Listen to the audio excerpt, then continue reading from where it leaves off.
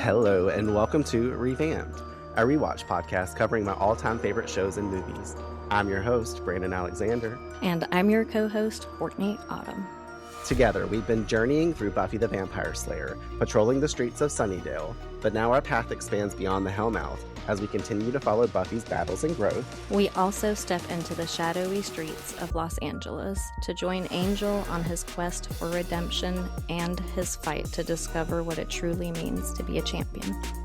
Venture with us through every episode in order as we experience the story from two perspectives, Courtney's first time watch and my seasoned rewatch, doubling down on the themes and moments that shape the Buffyverse. We'll examine pivotal choices, major story arcs, and explore the deeper layers of each show's continued character growth and development. All while engaging in conversations and sharing our own authentic thoughts and feelings to what's unfolding before us. So sharpen your stakes, ready your swords, and continue to stand with us against the forces of darkness as we journey through the supernatural worlds of Buffy the Vampire Slayer and Angel. Let's get into this episode.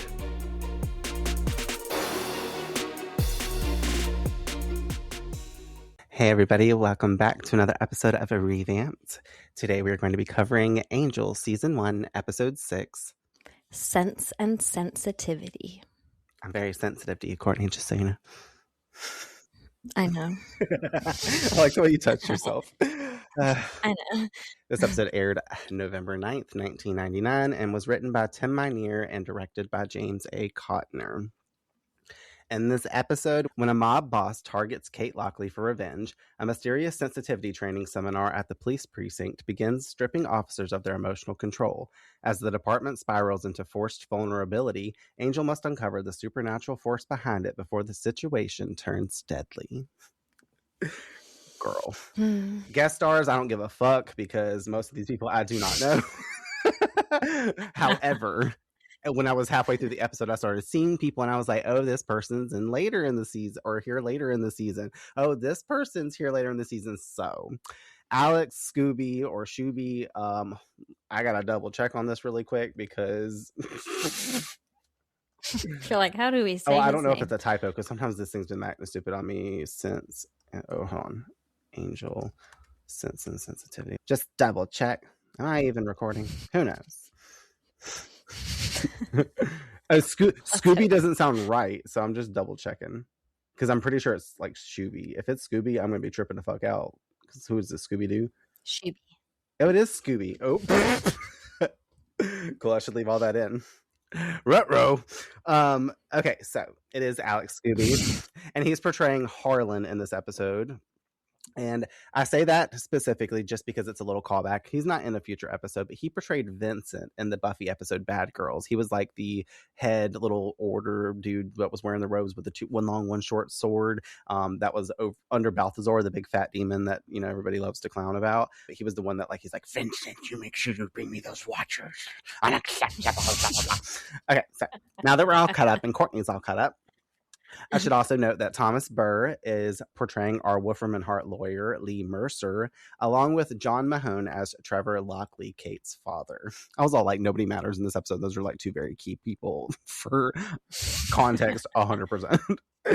Okay, so listen, when we talked about this last time, I told you I had not really seen this episode to my recollection where I could be like, oh my God, I know this like every single Buffy episode. I know this like a whole bunch of Angel episodes.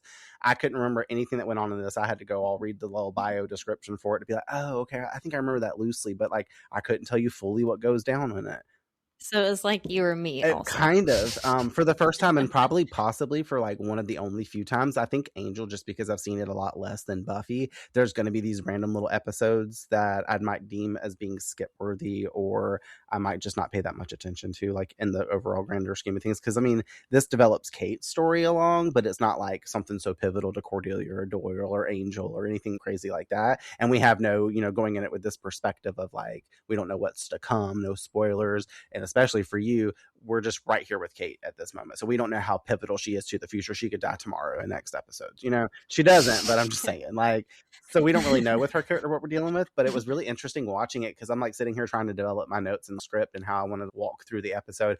And I'm really having to watch it and pay attention. Kind of like when we did episode 2, I'd seen that one a bunch of times and remembered what goes down in it, but I like kind of got immersed in it. I was fearful when we first I was watching it with nobody. I was watching it by myself. When I first started watching it, I was like, oh man, I hope I like this because it's kind of given the, you know, the what did I say? Like, I don't really care for Law and Order and things like that. It was kind of giving those vibes until the supernatural stuff started happening.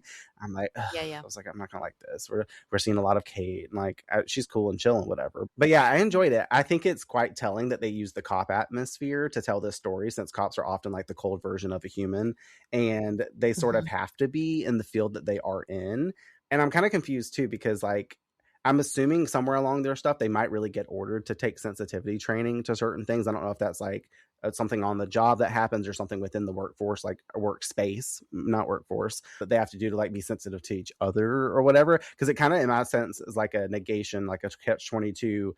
Because like aren't cops trained to be like the mindset, and I don't know the like words to give it, like if there's an actual word, but like don't they have to go through like a training to kind of get cut off so they can do their job, like, and not be biased by certain situations, or kind of like be able to handle what's going on? Like if someone's died, they've got to keep themselves composed in a certain way and maintain order and things like that. They can't be out here like going off of impulse emotions and stuff like that. They have to have impulsive emotions so they can be controlling situations, or you know what I mean, like that type of stuff. Have critical thinking skills, I guess, is more so what I think.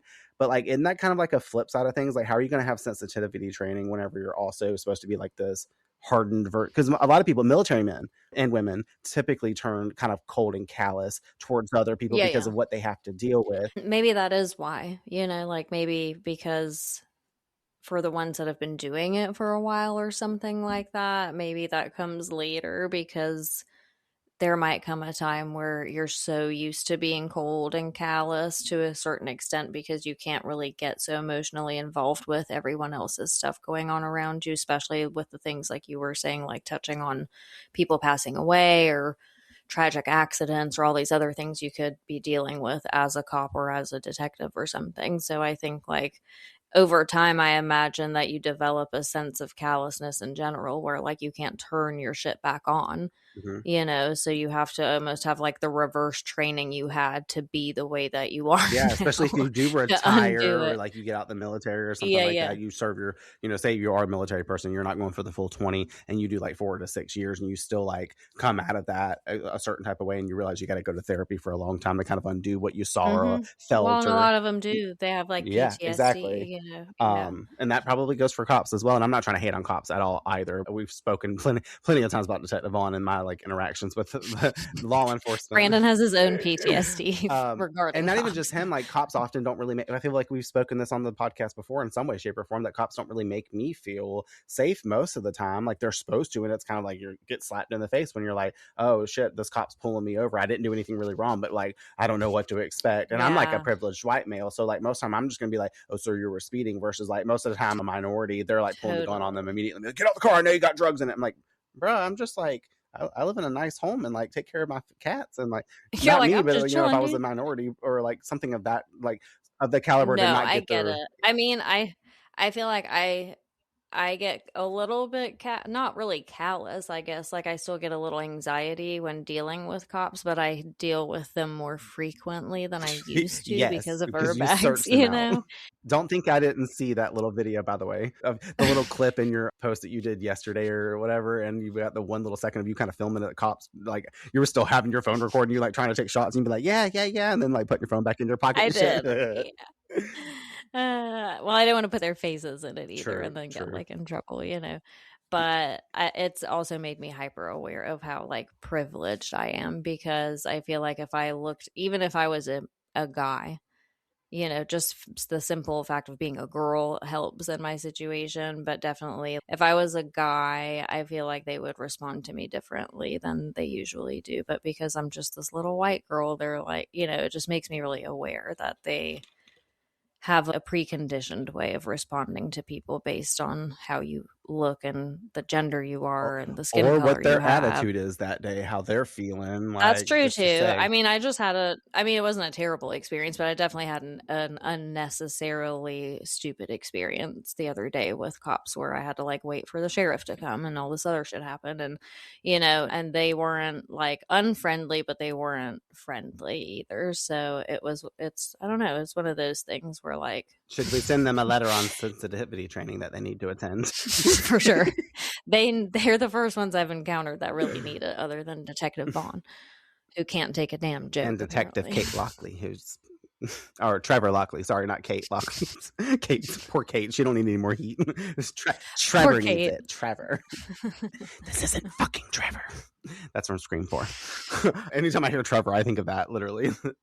Yeah, so like I said, I don't really know if that falls into that category, like all of that, but I had those thoughts kind of going into it, and that's kind of like where my mindset was on it. But like either way, it was an interesting way to navigate the story and pull Kate front and center for the first time and tell her story, especially with her father, and give us some insight into her world and like, what her life's kind of like. I found myself feeling so bad for this girl throughout the whole episode. I'm definitely going to speak on it at like the parts that it really like is conditioned to be spoken about. But like I was calling it from jump, like I said, not seeing the episode before that many times to where I didn't really know what was going to fall out like from everything. Right. Just like the first time her dad was on screen with her, I was just like, this is given this and this is given that. I'm reading this for everything it is immediately. And I can see him as a person in the 5 seconds of interaction that she's had with him and how she feels about him, how he feels about her, whatever. And then it all started to add layers onto that later. And I was like, oh shit, well, maybe I didn't exactly expect that, but I knew, and all this other stuff. Right, yeah. I think they do a good job at making you super aware of their dynamic it's not like a toxic thing that you pick up on, but I think you and I also are hypersensitive to picking up certain daddy issues because we have our own. So immediately it feels familiar to us where we're like, been there, done that. Wait till you hear my notes. Oh hell, our dads are gonna get trashed this episode. Literally.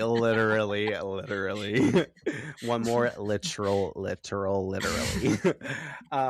Okay, I guess the last little thing I had really written in my notes was that like I really like how they put the spin on the magical take and adding the supernatural element in the episode, because obviously that's what we need to create a Buffy or Angel episode, and they made that work also layered within that. I thought it was really funny overall watching Angel from like the pretty much the last like 10 minutes of it getting enchanted himself by this damn stick and acting so doofy.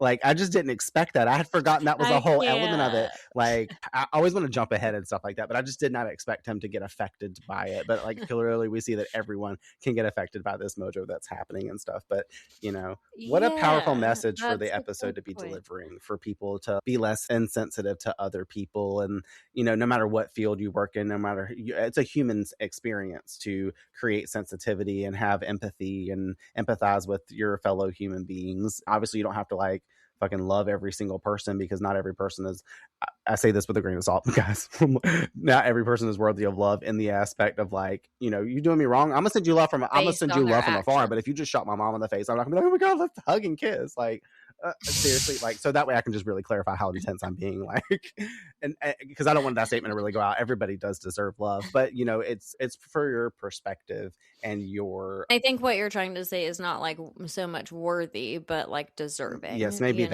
Like, yeah, and maybe it's like not everyone is deserving of like unconditional, based upon like how they treated you or what the framework is around it, not just for your like general. We all have to have our own boundaries. Courtney helps me, guys.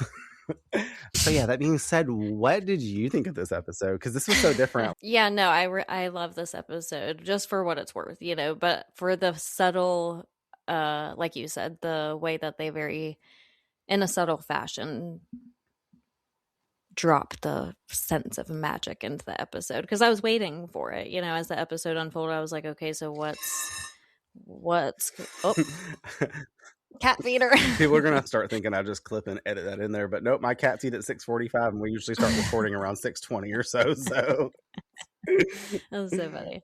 But yeah, I like the way that they very discreetly put the magical essence into the episode, especially because I didn't see that coming and I was waiting for it, and I was like, when is something fucking weird gonna happen? And when I started to realize that it had everything to do with the guy that's the trainer, or the whatever you want to call him, the teacher of the sensitivity training. I was like, oh, okay, now it's starting to make sense. They're like hypnotized or something, or so you think.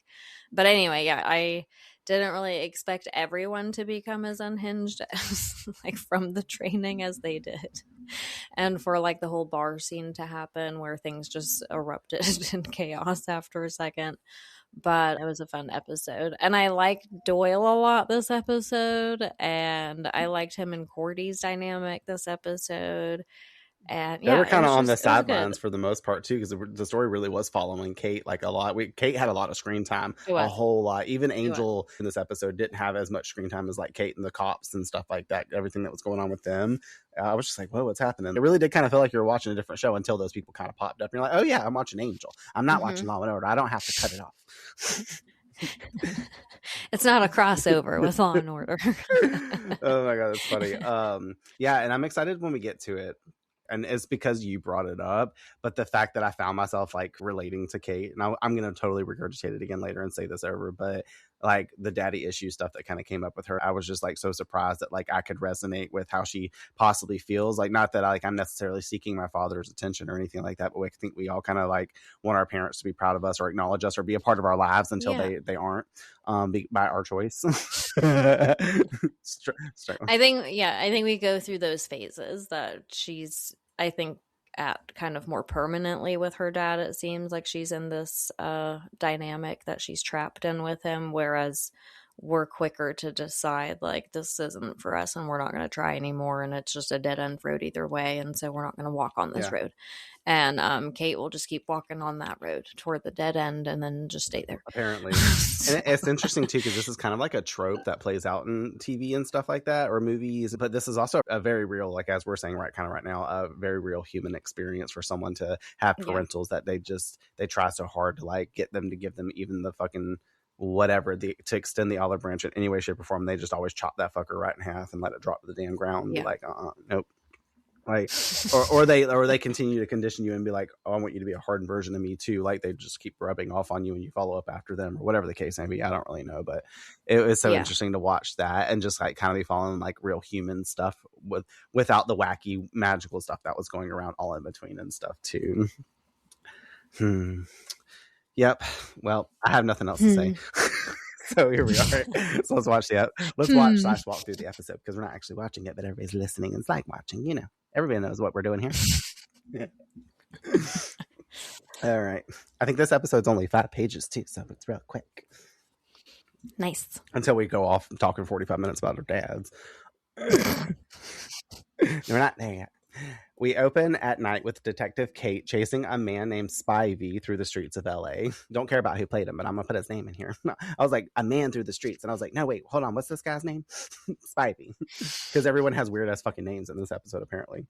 The shot of Kate silhouetted in the dark alley with the smoke coming up and shit like that, I was like, who's she supposed to be? Like Catwoman? Like, because Batman is Angel and stuff, but she's like, it doesn't even show her. She's just like looming, and he's like, oh no, I gotta go this direction now. I was just like, what is this? I literally laugh out loud at the TV when I saw that. I was like, what is happening? So she continues to follow him, run after him, whatever, and catches up to him and takes him down with some very Buffy-esque moves. I was like, are you a cop or a slayer? Like, you over here kicking and spinning him around and helping him. I'm like, what kind of, she ain't only doing sensitivity training, she's over here doing fucking Mortal Kombat moves and she gets him pinned to the cop car and is arresting him now for dodging the trip to the station that she had, I guess, warranted him to come in for questioning. He's like, I was gonna do it, and she's like, yeah, I bet. And that's exactly where he's headed now, is to the station. Never in my life, by the way, did I ever imagine in the script I'd be writing precinct or police station so much as fucking Little Tony. Just the same. Showing him photos at the precinct now, Detective Lockley is trying to lock in Little Tony's whereabouts, having evidence of Spivey with him the day a county supervisor was found murdered. It was a suicide. Supervisor Caffrey shot himself. What happens? In the back of the head. Wrapped himself in plastic and he locked himself in the trunk of his car. He'd been depressed. Kate was popping off immediately. I was like, okay, she killed me with the whole breakdown of what happened to him, like her attitude and shit. Her quick retorted replies we've seen from her so far on the series. I was like, okay, I'm down for like this sarcasm, because she was saying this type of shit. Like she's like, I'm talking to the killer on the phone. It was giving that from a few episodes ago. But like, honestly, I was curious, does Kate just attack all her pursuits? Because this is kind of borderline. Not only is she verbally abusive to most of her assailants, that would be the right term, right? But she also like assaults them. Just goes straight into kicking and stuff like that. I mean, I know she's chasing someone down to catch them, but like, what do they call that? Police brutality.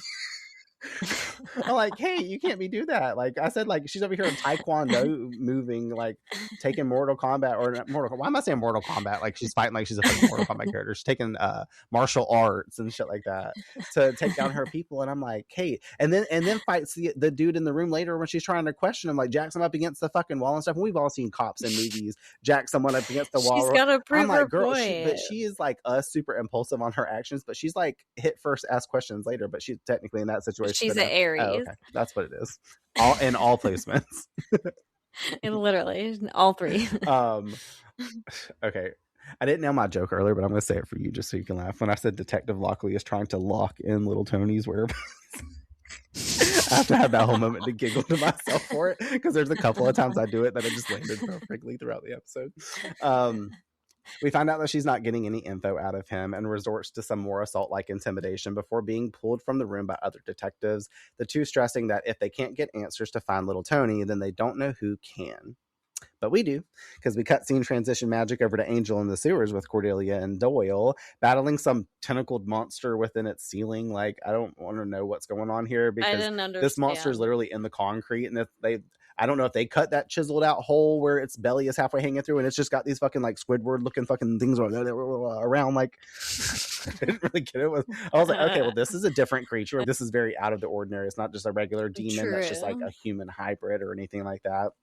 Angel uses his sword to dismember some of its flailing body parts, and I say in quotations, kill it, because he orders Cordelia and Doyle to further dismember it and bury the parts separately this time, like they did to Dr. Meltzer, or whatever that fucker crazy dude's name from a couple episodes ago was.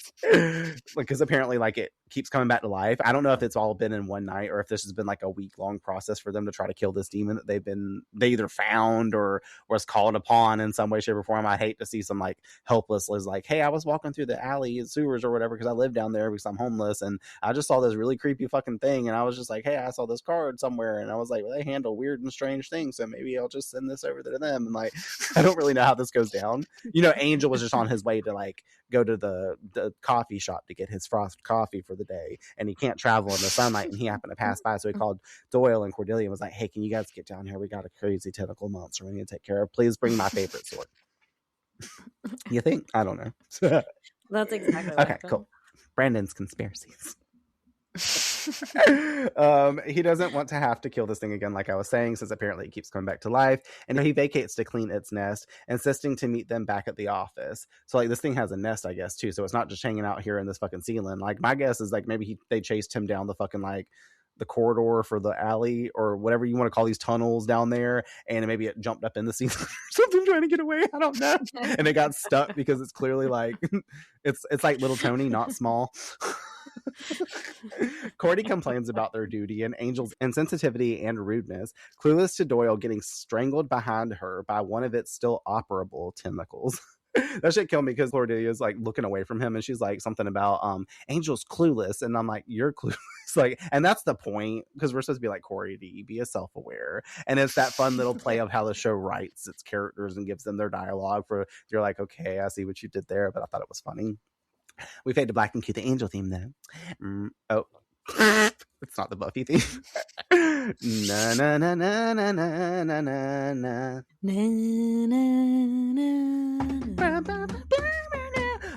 Okay, anyways. Cordelia and Doyle arrive to the office covered in demon goo, Cordy rightfully upset and strongly voicing Angel's insensitivity again, his claims being that he's reserved and does care, he just doesn't show it. I was like, he's us. Most of the time, even though we talked in the beginning of the open thoughts about how everybody needs to be like empathize with everybody. That was you. That was not me. I thought I spoke for both of us because we were the same person just 2 weeks apart. No, you got sensitive there for a second. I didn't. Oh, well. You were getting entranced. It was working on you too. What were you, Veruca or something like? Entrancing me fuck? over there with your microphone talking about, I can feel you. Okay. I thought it was funny though. Basically, comment obviously is working on framing, letting us know that like Angel's being a little harsher this episode, but it kind of confused me because I was like, what's the give here? I've never seen Angel be this way. Usually he's very caring and considerate to most people in like the Buffy universe, especially over on Buffy. You know what I mean? He's been a little choppy on this show coming in, especially once he met Doyle, but like last episode he was just having like heart to hearts with Doyle, talking about like, hey man, I need to know more about you, like we need to bond and we need to know each other so that way I can help protect you from the situations that you're in and like you can live a better life and all this other stuff. In this episode he's talking about, I don't care about any of you. Like, you know what I mean? He's a little more self-absorbed in LA, I guess, and most of it's directed towards kind of Cordelia. So like, what has she been doing around the office to piss him the fuck off for him to be like very insensitive to her? I guess he's like giving her a dose of her own medicine because it's usually Cordelia that's like, you know, bulldozing over the point because she's focused on her own shit. So he's like, let me just not pay attention to what you're saying or what you need and only be focused on what the fuck I need. Yes, also us. I guess that does make sense coming off of Room with a View. He's trying to keep her humbled since everything that she went through last episode. He's like, I'm glad she got empowerment, but also I need to keep her down a notch because I can't be having her run around here acting crazy like she has been doing. Still gotta. He's basically like, I need to keep her down a notch before she asks me for a raise again. What are you talking about? She'd be straight writing the checks to herself. She's always giving herself a raise. He's like, why is this stock for $48? Like when I gave her a $20 bill to go to the fucking thing, she didn't took another $28 out. She said, I needed to get another grand. That's what I need to survive in LA. For real, or in life. She says, if I'm going to be sensitive, I need weed. Me. And me. The bitch session is interrupted though by Kate, who comes to visit and chat, finding little Tony for her, offering to pay Angel even though Angel owes her, noting if he finds him, call her, but don't get involved. And he's curious if it's because she doesn't want to get a rep for, you know, using outside department sources. And she's like, nah, I just want like, you know, to not get a rep for killing you, getting you killed. I was like, oh, well, that's kind of nice. But also I like how like in that phrasing with him, he's like, no, I owe you. Technically she's coming to Angel, one, because she kind of knows him and obviously this is like what his little investigation place is for, and she is going outside of like her chain, which cops probably tend to do. It's just like cops going and getting psychics to help read a situation out of like a death murder scene or whatever, you know, something like that. Usually those are docked in certain ways. We know that she's not going to be docking Angel as part of her like resources for this, but I thought it was nice of him for like just to, I don't know, I guess I wanted to gas up Angel and give him his flowers since he's insensitive to say that he was like not insensitive to Kate, to be like, hey girl, like you've already helped me like 3 times with some stuff, you know, I've come to you about what was going on with Meltzler, I've come to you like what's going on with this fucking situation with Cordelia's apartment and there's dead people haunting it and stuff. Of course he didn't provide the elements of haunting to that. He just, which, you know, going back to last episode, did he even explain why he was there talking to Kate about some fucking dead woman's apartment and like her son and what happened and things like that? Like, did he provide that the place like no? And knowing what comes later in the series, no. What? I mean, I don't know. Interesting. Just like whatever. But anyways, I thought that was nice. Later we find our trio researching themselves. Angel lamely attempting to butter up Cordelia with rehearsed sounding like gratitude for combing through like the corner files and stuff. I don't remember what he says, but he's like, did he say like she's looking nice today or something? She's like, nice try. Like she already clocked his ass. No, I don't remember. Literally like, his dumbass literally was like, thank you for going through those files. I know it's not fun to go through that information, but he just sounded like so monotone and robotic, and you could tell he was kind of like rehearsed gratitude, like, how to compliment the situation. Yeah, and she's just like, oh. Doyle told him to say it because the way Doyle, because he was like, and he's like, oh yeah, Cordelia. So I don't know why. I just assume everybody's always gonna like to get on Cordelia's good side, gonna like gas her up and be like, you look pretty today. I like your hair. Did you get new curls? You know, she'd be like, yes, I did, because clearly she wants her shoes commented on. So let's just not even go there. So yeah, about going through the files, she's claiming that she's got the weebies. I guess that's her version of the Wiggins. from little Tony because he suspected culprit of a slew of murders, most of the bodies having washed upon the shore along the west coast. Doyle begins checking the tides from where the bodies washed up, per Angel's suggestion. Angel's thinking if they can track the pinpoint of the original bodies or whatever, like, which is very interesting. He's like, oh, let's see what the tides were, like what directions they were moving, because then if we can piece where all these people are coming from, we can target it back to like home base and see if there's like a place that little Tony feels safe to reside in, and that's where their origin for dumping the bodies is at. I'm like, damn, that's how cops be catching people. Like, you think you could just go out in the fucking ocean, especially when you're somebody like in a mafia or mob or whatever the fuck these people are doing, the shady dealings in general, where you're killing people and dumping their damn bodies.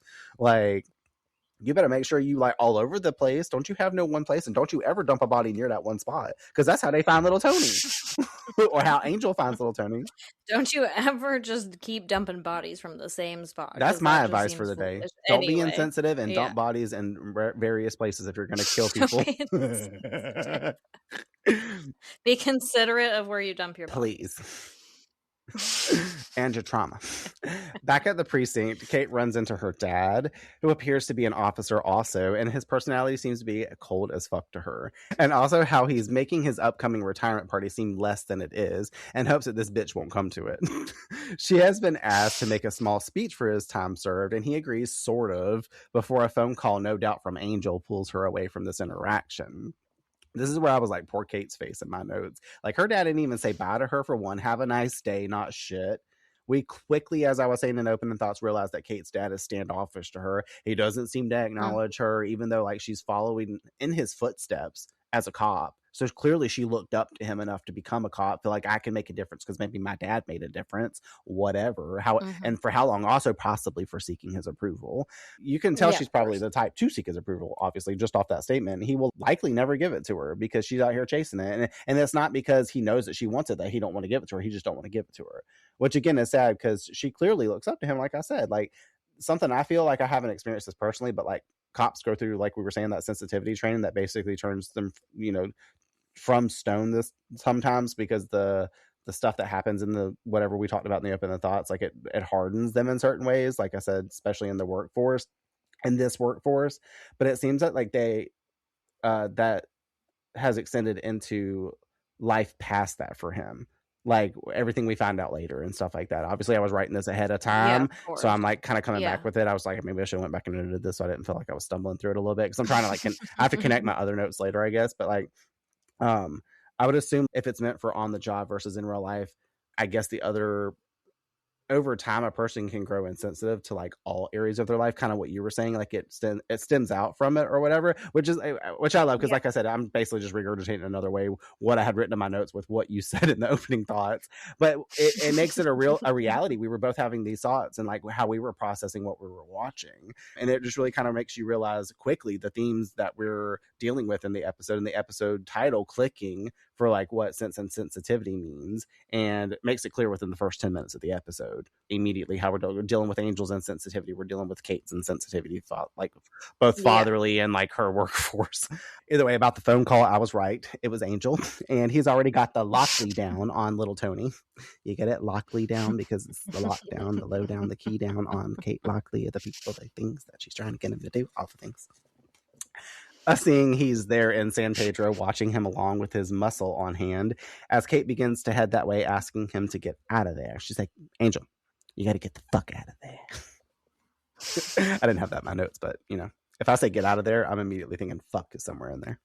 And get the fuck out of there. Okay, I had to say, like, Angel is so smart. Because like I said, going back tracking and like doing the whole using the tides and stuff like that, like they've been looking for little Tony, especially Kate, for God knows how long.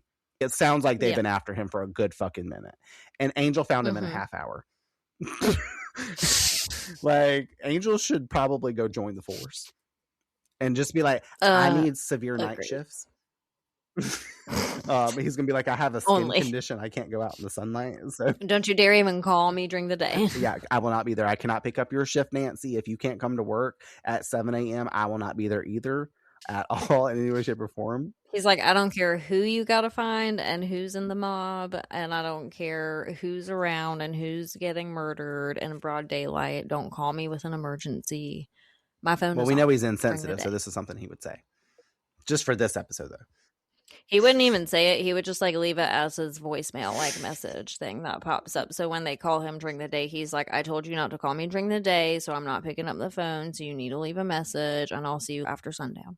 I hope I remember to connect it too, because this motherfucker was in the car calling Kate. And there's an episode later on in the season that just like makes something's kind of, I'm just like, the continuity isn't there. So I'm going to try to remember to bring it up, but I can't say it now because I want the moment to land and hit later on. It's like literally like 2 episodes away from the season finale for this season. But so we got like until the end of the year. Like we got Maybe I should put it in my callback notes that I haven't checked in forever. Usually I remember to call it back to it, but I thought it was funny. Either way, Angel begins to leave before spotting an incoming boat. So he was going to follow orders, but now he's deterring. And he realizes that they're going to take off. So instead of listening to Kate, he puts on a disguise in the form of like a Hawaiian shirt and a hat. Like that he just... Stupid as hell. Like he just had that in his back seat of his car. Did he know he was going to need that? What? Does he just keep that there just in case? Like, just in case I need a disguise. What is happening? Especially because it's the outfit that it is. Like, we just got done reminding everyone, like, he doesn't even go out in the day, and that is the most daytime-ish outfit I've ever seen. So I'm like, what is that your disguise for at nighttime? Unless you're already on the cruise boat or whatever the fuck. Like, I don't even get what's happening. I mean, because he makes mention once he gets up to them and talking about, like, this is a boat that he saw leaves the dock or whatever every 2 hours. And he seems like he says a brochure. So, like, he's read something in some kind of travel brochure, maybe, that where, like, he's trying to get to a destination or something like that. Like, I really don't get it. And that's what his outfit kind of screams to. And I like the guy because, or little Tony, because he looks and he's like, hey, or whatever his little lackey is named. He's like, hey, I don't like him. And then like the lackey looks at him, he's like, he doesn't like you. Like, not really, but that's what he does later on when he says another statement. You can tell he's like this middleman, quite literally. Like, I'm like, I heard little Tony, I'm one person over, but like this guy had to repeat what little Tony said because he's little Tony's bitch. Whatever. They didn't fall for Angel shit too, but I was like, Angel kind of is annoying right here. Like, if he came up talking to me like that, I'd be like, dude, who the fuck are you? Like, no. Like, but either way, specifically, I wrote in my notes, I was like, this fucking outfit. I said, Angel, where did you get that from? I'm dying. And then Kate says, you decided to dress like a road flare. Because he is very fucking bright and alert. That's just red as fuck. It's not long before his cover is blown, even though he's the world's best actor and comes to blows with the mob men, but effectively stalling long enough that the cops are now arriving. Kate at the forefront, pleased to have finally caught little Tony, but not pleased with Angel's decision to have stuck around against orders, having to now come up with something to tell her lieutenant. Kate had her little fabulous moment when she got out the fucking thing and drew her gun, and she's like, what's up, Tony? Like, bitch, you know, she did that hair flip and she was like, and like she came in hot, he was blocked in. I was like, ooh, they've been waiting for this. That's got to be so thrilling when you're a cop or like whatever you're doing, chasing the bad guy detective, and you finally get your answers, get your bad guy, and you've been chasing for so long, and you get to have this fucking like spin around, I am the manager, after I just asked this, the customer asked for the manager, and you're like, I am the manager, you spin, and you, what's that, bitch? Like, it's that, I guess, energetically. But I liked her. I was like, Kate is so pretty also, just to say. I was like kind of crushing on her this episode. Because she looked hot, but whatever. I don't really know where that come from. She just really, really looked pretty. I think it was because she was giving bad bitch energy, so I thought she was pretty. Even though the actual actress is pretty. Anyways, let's talk for 5 more minutes about how she's pretty. Not really. We're arriving at jail now, and definitely being denied his one phone call. Little Tony is badgering Kate about badgering her about catching him after clearly being after him for a while, and being a gross guy to comment on letting her find him sooner had he known she looked as hot as she does. That's probably why I'm bringing it up. Actually, see, even little Tony knows. And she retorts how for someone named Little Tony, he don't look so little, aka fat shaming him because he looks like he needed the exercise.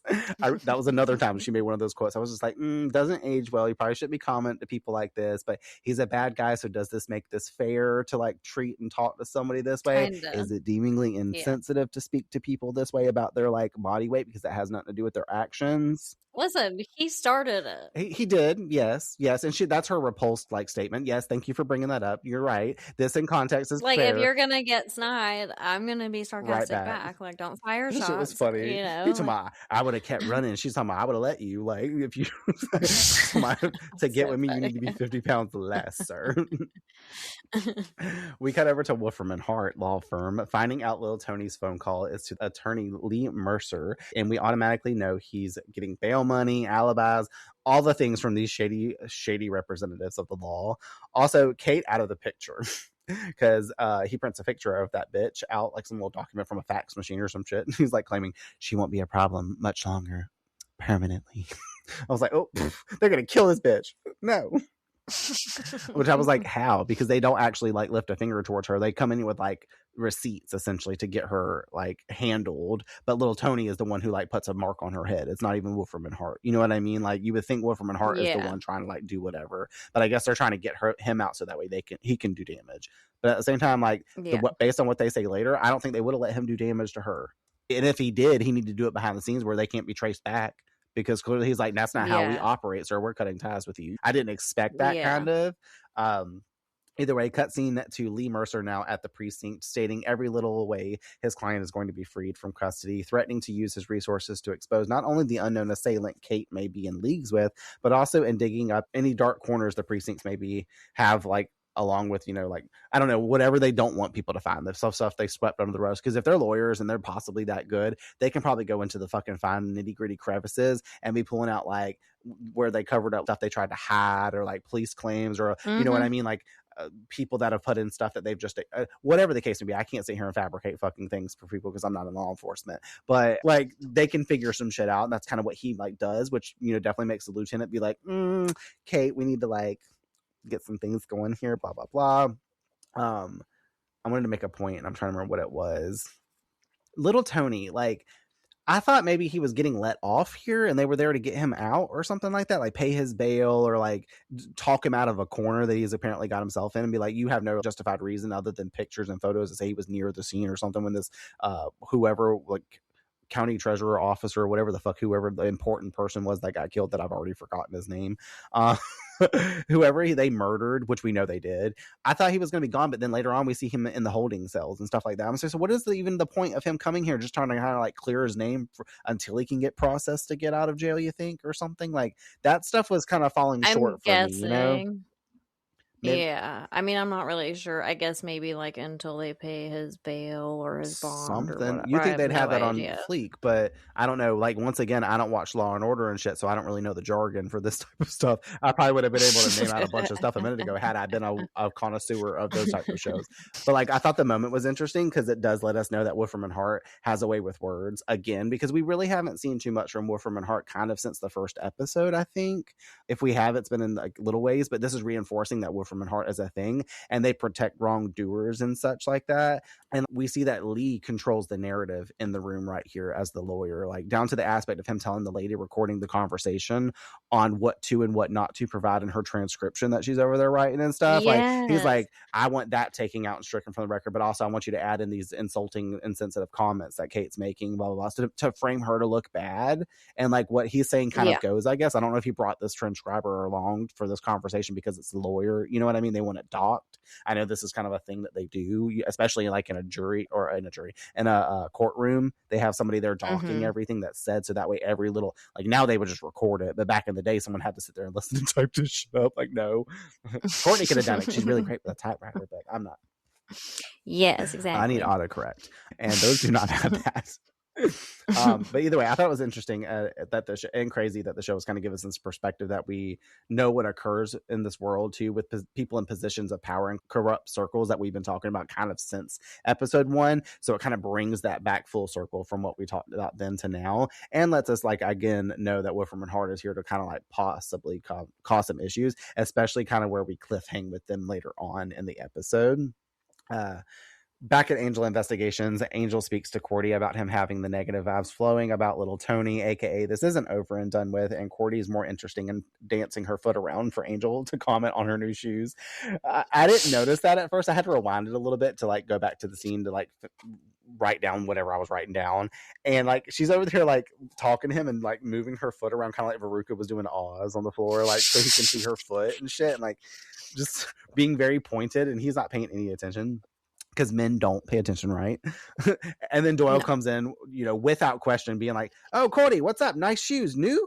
Like, because Angel even says to her, he's like, "Men don't pay attention to that type of stuff." And then I'm like, "Oh, poor Angel." Well, Angel maybe should be less insensitive.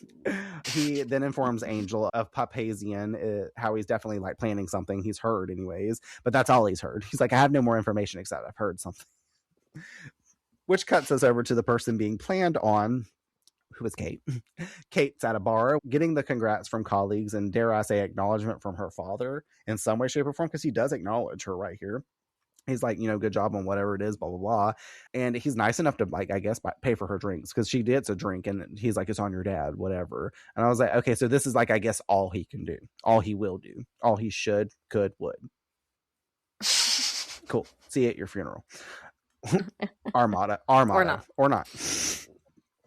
While sitting here with him, though, another colleague comes up presenting her with an order form for the whole precinct that they have received, ordering them all to take sensitivity training because of Kate's actions. And her dad mentions how he's like, back in my day, we didn't need no damn sensitivity. Like, he didn't even say sensitivity training. He says we didn't need no sensitivity. I wrote in bold letters and made it really big in my notes. I said, yes, sir, we know.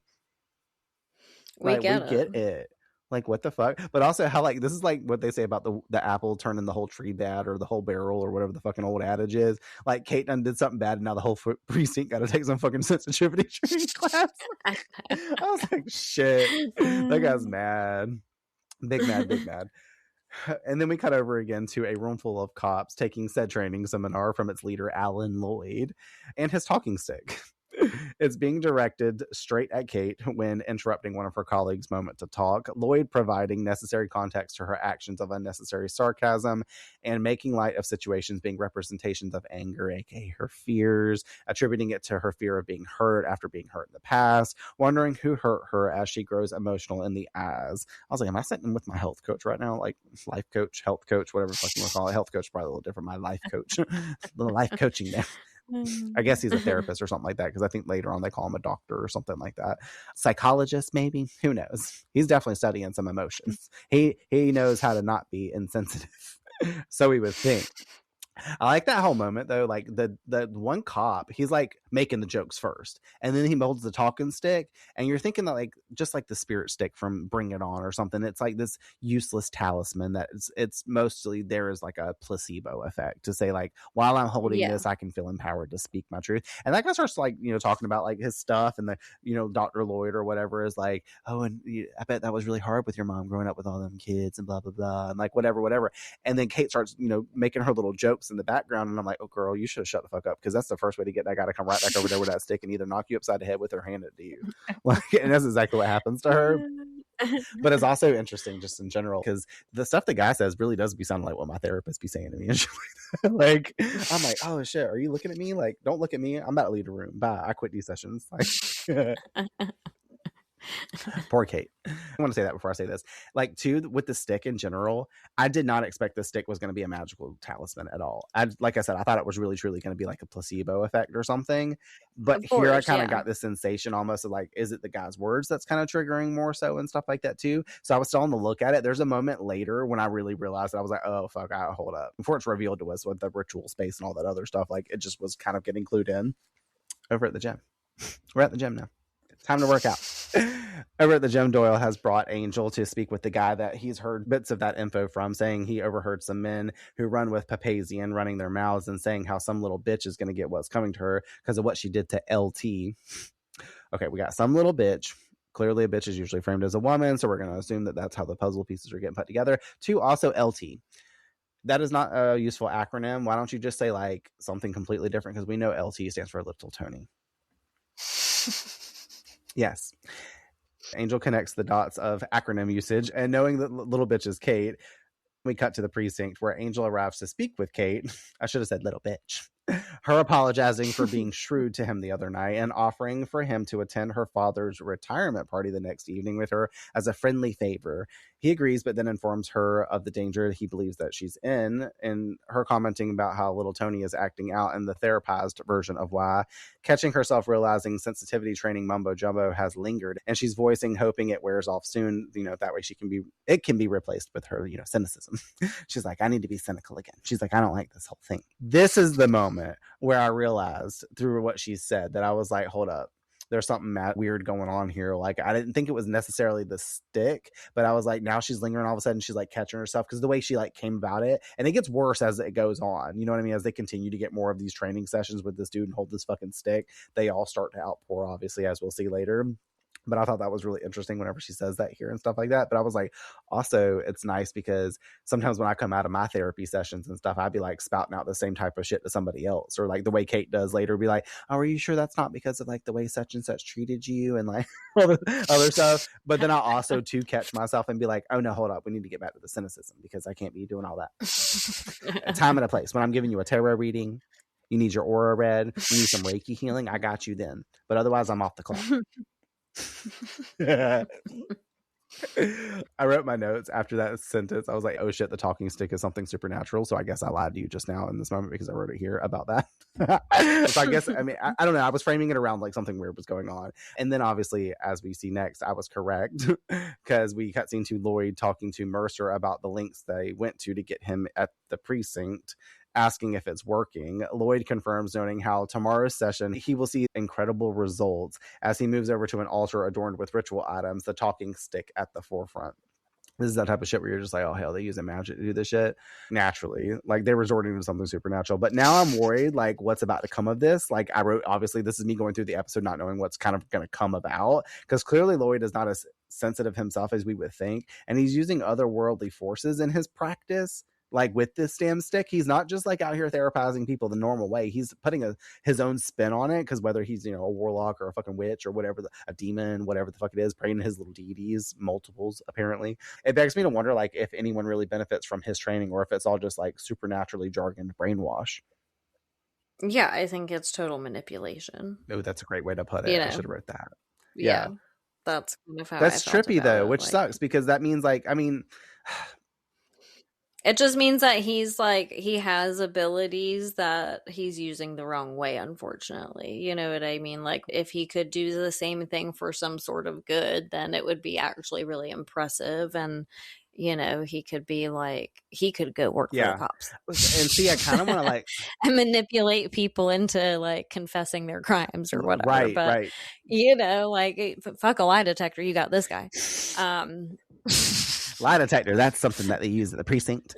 Look at us, our jargon's being created from this episode.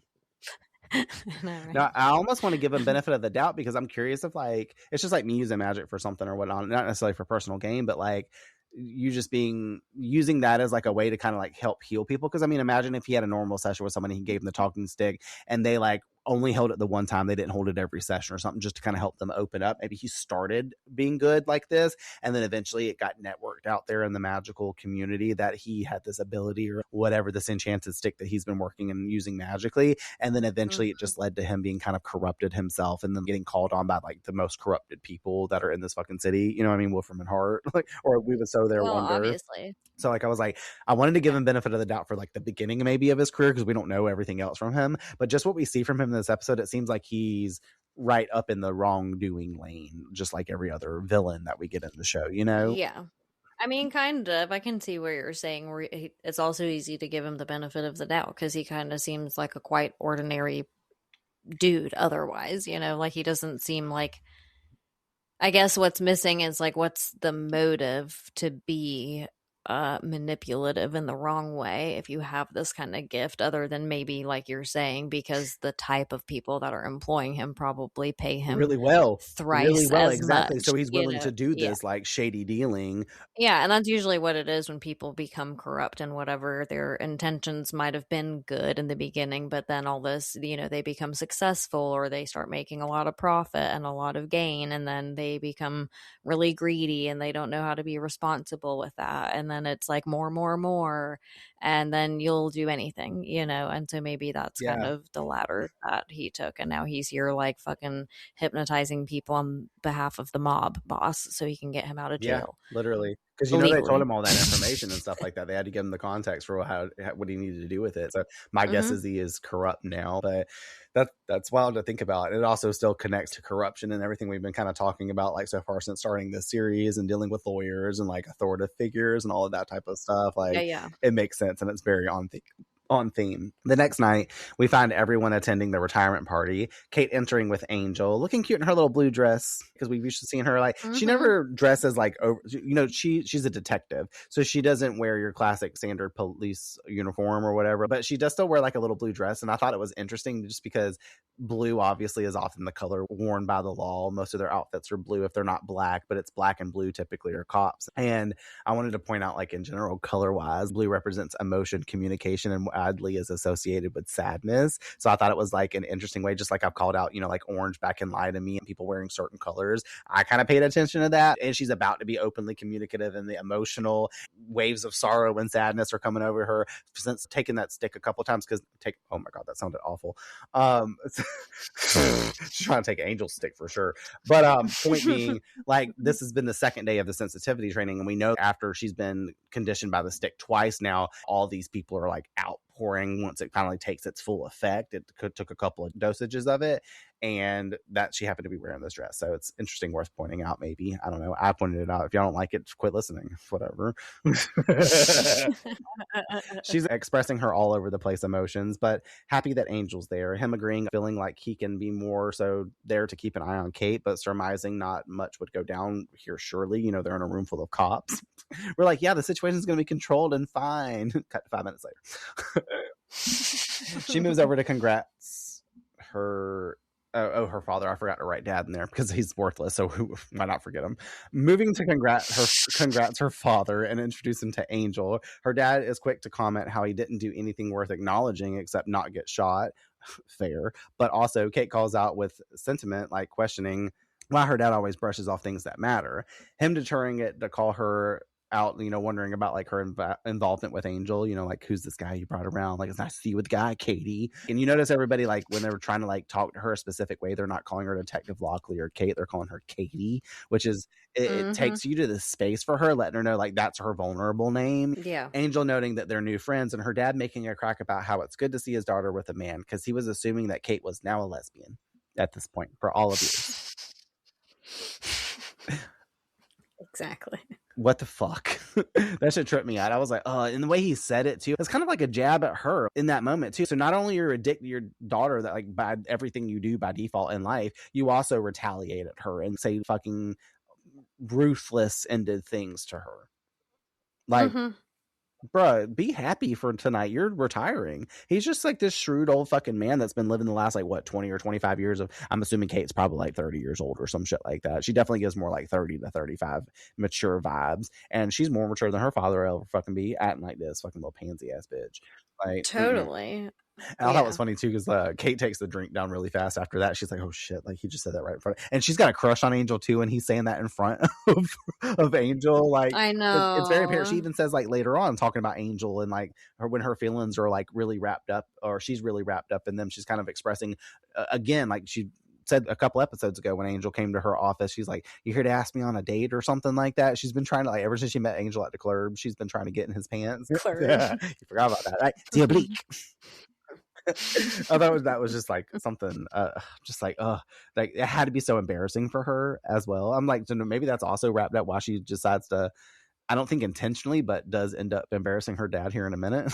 I was like, but then I wrote my notes. I was like, maybe her dad needs to hold that stick for an hour or 4 or 12. So he can be less insensitive. I know. I'm like, I know he's retiring, but they should have made it so he had to, because he was still there, like, first and foremost. Exactly, because he's the, and because you got to be the most scarred, because you've been doing the longest, we assume, since you're the one that's retiring. I'd be like, this whole thing is for you. This whole training is actually, we're going to blame it on Kate, but it's actually your fault because you're retiring. So now he don't need to hold the stick. We know where he needs to put the stick. We need to know where he needs to remove the stick from. That's where he got the stick. That guy got the stick from in general. He pulled it out of fucking Detective Lockley's asshole. Trevor. not Kate. Oh my God. It's just crazy. He's so insensitive to his daughter. Kate is called up to do her speech, and she wastes no time getting into it.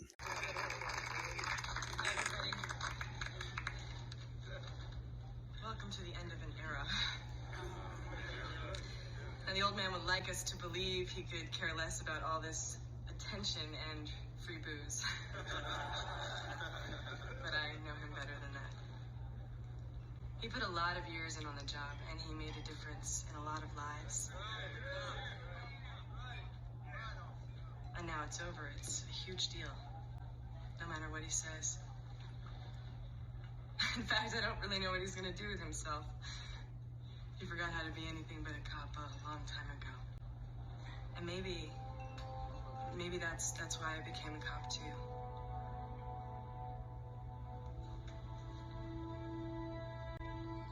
After Mom died, you stopped, you know.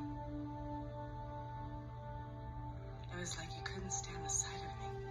Getting into what she's been holding on to for, I'd assume, a very long time, voicing how she attributes him turning cold to coincide with her mother's death and how insensitive he was during the passing, brushing it off as life happens, and beginning his not so positive vibe associations with Kate since she was the mirrored image of her mother, and that's why he didn't treat her the way she deserved.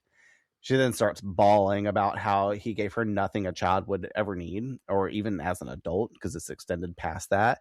He's been cold to her for as long as she can remember, always wanting more from him. Her dad simply questions to himself, what the hell did they do to her in that training class? Because I guess he's been expecting her to stay quiet for fucking ever. I'm like, maybe she just went to a fucking therapist, dude. Maybe she finally started talking and her therapist said that you need to speak to your dad about your feelings. Now, maybe she didn't say speak to your dad and a room full of people about your feelings, but that stick sure said that. The others from the training cheer Kate on while the higher ups disagree that this wasn't the venue, but all of these people are triggered by their wounds and the whole event is flipped upside down with emotion. Oh, and a touch of violence, because, you know, Angel has to direct Kate out of there when everybody starts kind of fighting and arguing or like pouring out to each other and stuff like that. Like that one cop, whenever she's giving her speech, she's like, yeah, you tell him, Katie. Like, no. What is happening? That, to me, I think I might say this again in my notes that I'm about to say, like, for what I want to talk about. But like that one cop saying that thing, I was just thinking he was kind of supportive and maybe they were resonating kind of what she was saying. But I was like, oh no, they're all affected by the stick. So they're like, woo-ha for the fucking shit that she's saying. They're like feeling empowerment through her words. Are like, because that's how Kate was acting earlier. Like when Angel said his comment and the thing, and she was like, you know, maybe you should blah, blah, blah, blah, blah. She's like, oh my God, I'm starting to sound like Dr. Allen or whatever the fuck, you know, like I thought it was interesting. But in general, like the whole room changes when Kate does all this, whether it's because of the stick or not. Like, and this is for me where I got really sad for her. Elizabeth Rome, the actress who plays Kate, nails the scene and like the evoked emotion that she has to do here. I didn't know she was capable of this. Like just seeing the way we've seen her on the show so far and these small little interactions with Angel, we just think she's really about the business. But like this bitch has a lot of heart, and you can tell like the way that this kind of pours out that she's been holding on to this stuff for a really long time, as she kind of therefore stated like within that whole clip and shit. I really found myself feeling the outpour from her, and I didn't expect it to take the turn it did too, for her to like let all those repressed emotions out right there in that moment about how her dad, especially, like, because it starts off one way, and then when she's about mid-sentence, she starts dropping lore from her mother dying and how he's treated her differently ever since and all of that. And that quote when she's like I literally almost started crying with her. Like I feel like I could choke up right now fucking saying it, where she's like, you didn't want to look at me in the eyes because you saw hers reflecting back because I'm like a clone of my mom. Like I was like, oh my God, like you didn't want to see her eyes looking back at you. I'm like, oh. Like I was like, girl, I had to pause the TV and finish and just start typing all this right there at that moment. I was just like, oh my God, that is so fucked up. Like I haven't had that experience, whether that be through my parents or really anybody in life in that kind of way. So I can't imagine what a parent would feel if they lost their partner and then their daughter literally or son looks exactly like the person, whether that be on the flip side of things. Like you have to look at that person. Like I would think that I would take that with a grain of salt. I'd be so happy to still be able to see that person. Like if we had a child in that looked just like you, which I still cross my fingers for every day. But for real talk, like I'd be so happy to still have that kid. I'd like double down, be like, well, your name's not Brittany anymore, it's now Courtney. we're changing it. We're going to the office. They're like, because now you're also Courtney. Like, I'll be like, all right, great. And they'll be like, kid will be like, all right, great. No, you would be like unhinged in the total opposite way. You would be like, all right, time to make you her clone. Literally, though. Except I can't feel about you the same because you're my child. The way I felt about Courtney.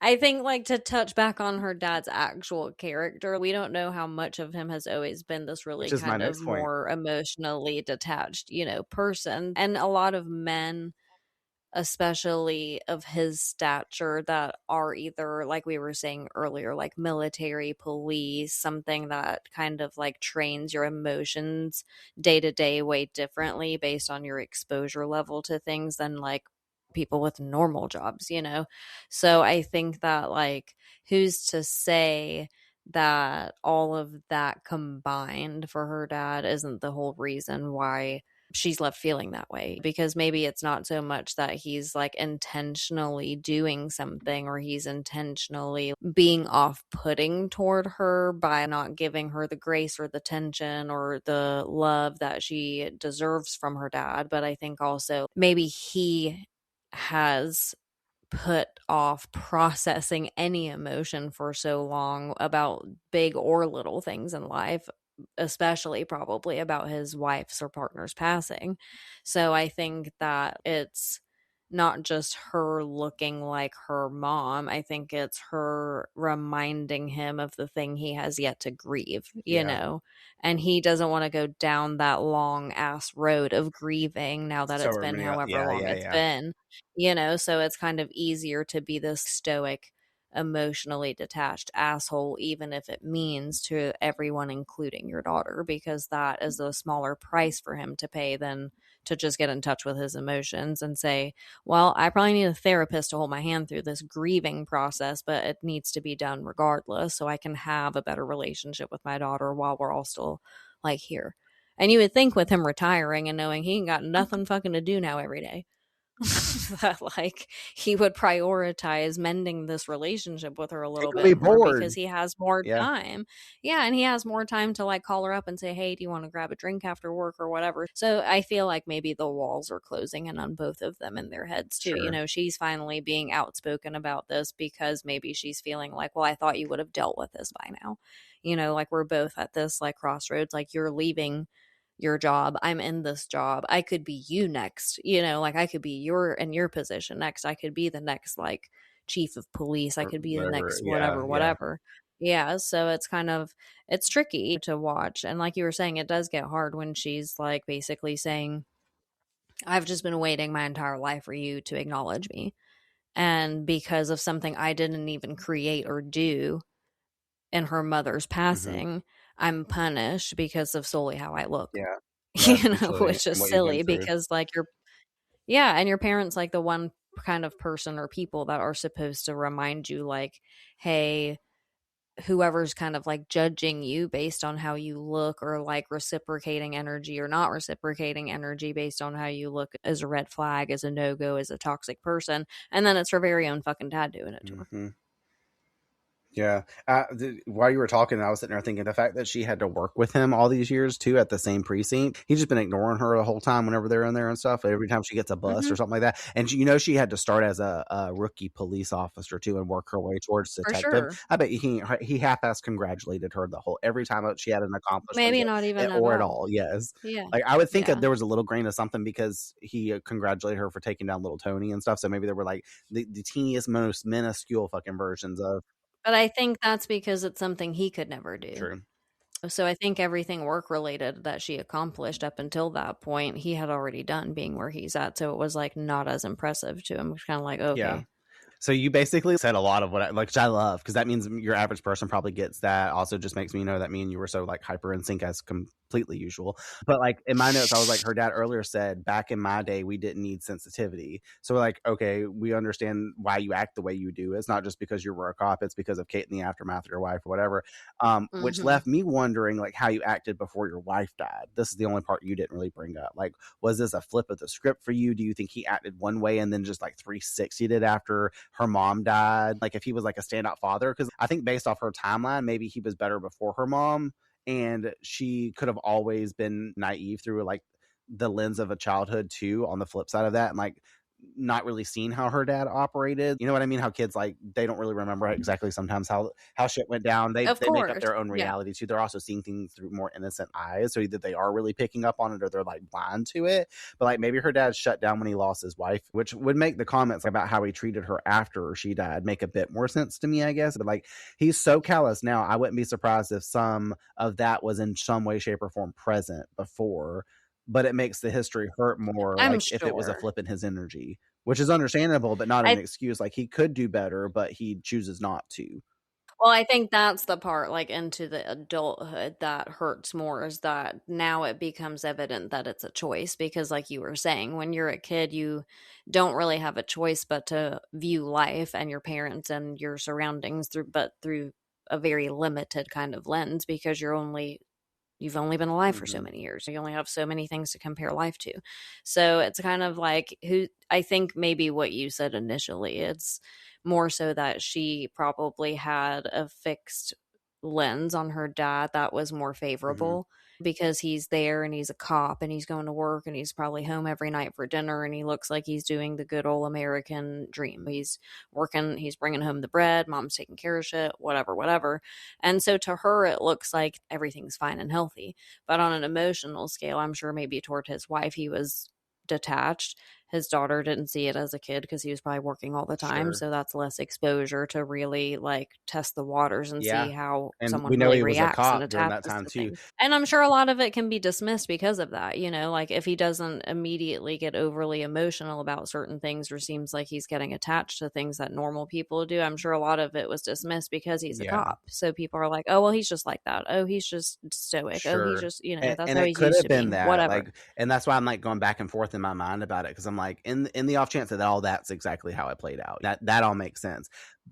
And then after her mom's gone, she just has only her dad left to have exposure to, so it becomes more evident that not only is he more, or he's less emotional than she thought, but he's also actually less emotional because of the circumstance that her mom has passed away. So all of that, like, coupled together, I'm sure has created this dynamic.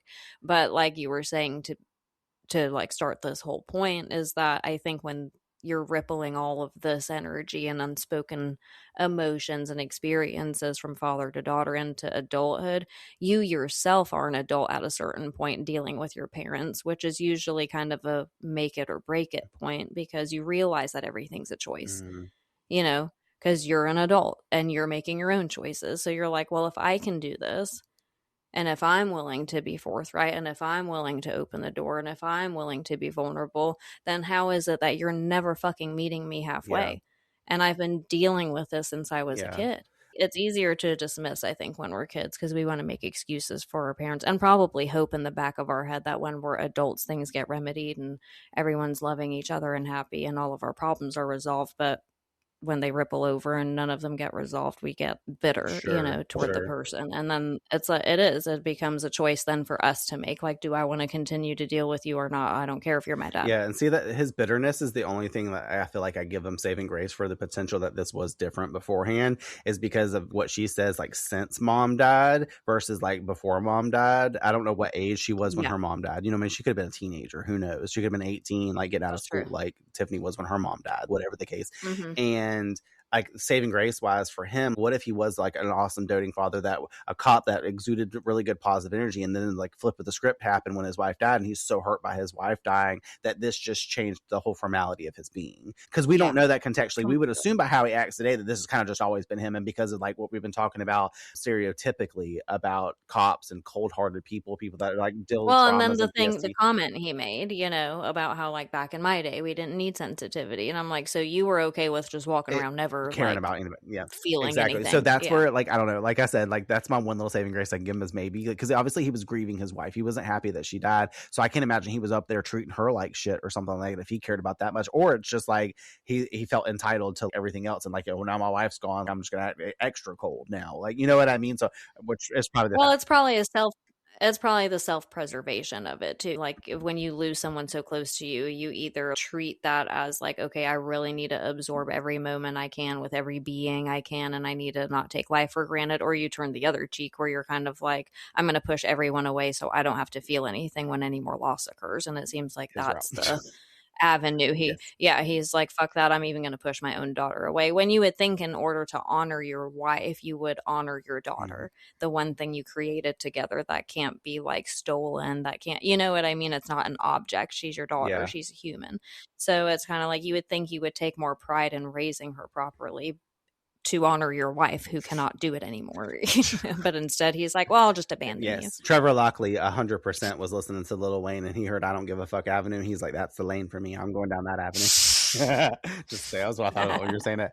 Okay, so that kind of leads me into like what we were talking about in the beginning, like what I felt when I was watching it. And I'm sure apparently maybe you did too. So this is going to be interesting. This last thing I want to talk about really before we move along on the episode, but like, originally in my notes, as we've already exposed, though, because I didn't expect it to get exposed until right now, like I'm not gonna lie, I low-key felt like I resonated with Kate in this episode more than I've ever resonated with any other character in the Buffyverse so far, because like we too have, I'm gonna say to speak for both of us in this way right now, like we both have piece of shit fathers who provide like little acknowledgments to our existence. They do the bare minimum as a father, half the time never there, like, or a generalized human being for both of us as well. Like doesn't take true interest in their kid. My dad still to this day doesn't like ask me, like he texted me on my birthday the other day and he's all like, happy birthday, I almost send you $25 on Cash App like I do at Christmas time too. And it's like just happy birthday. Like there was no I love you attached to it. It's not like, hey, like actually what's going on in your life, what's up? Like at least my mom and I talk on the phone like once every 6 months or something like that, and she's like, so what's kind of going on, like you want to update me on a little bit? I know we don't talk every day, but it's not really 6 months I don't talk to my mom, but even still, like my mom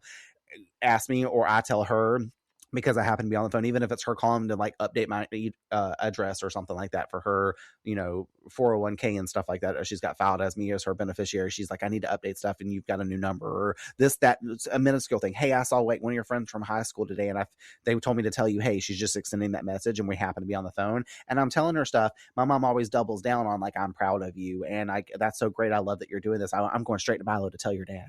Like, you know what I mean? Like, cause she knows, you know what I mean? She knows how my dad is a person. Yeah. My dad will sit there and talk about Tiffany, Robbie, and Sarah all day and tomorrow, jack off all on their faces, but there ain't no cum getting on my face. Like, I know that's so weird to say. Like, I'm not trying to say that, but I'm just saying, like, he is so amped to like dote them up. Like when my sister was gone on the weekends to Columbia to meet there with her mom to go up to Greenville every other weekend, he was calling on the weekend while she was away, like asking how Sarah was doing, stuff like that. But I was with my mom. My dad wasn't calling my mom to ask how the fuck I was doing or whatever. Even so to this day, my dad does not know I teach at a school. He probably doesn't even remember that I'm a massage therapist. He probably still thinks I do hair.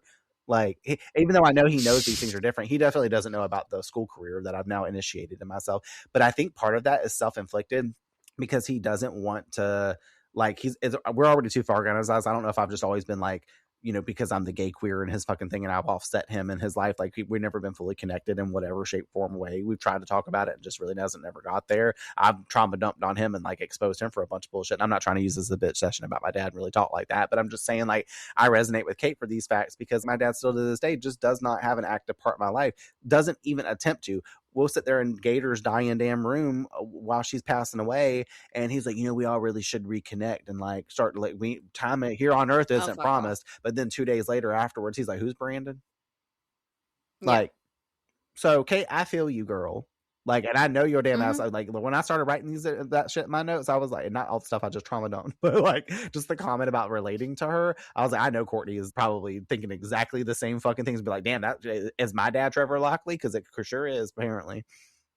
Without even having to be a cop, which is interesting because your dad comes from the firefighter field, so it's right there up that alley. Well, he's in the military. And the fucking military. Yeah. Sorry, I forgot he's the double whammy. And he has PTSD from everything. War. Perfect. Love it. So if anything, you probably related way more to this than I did. Yeah, no.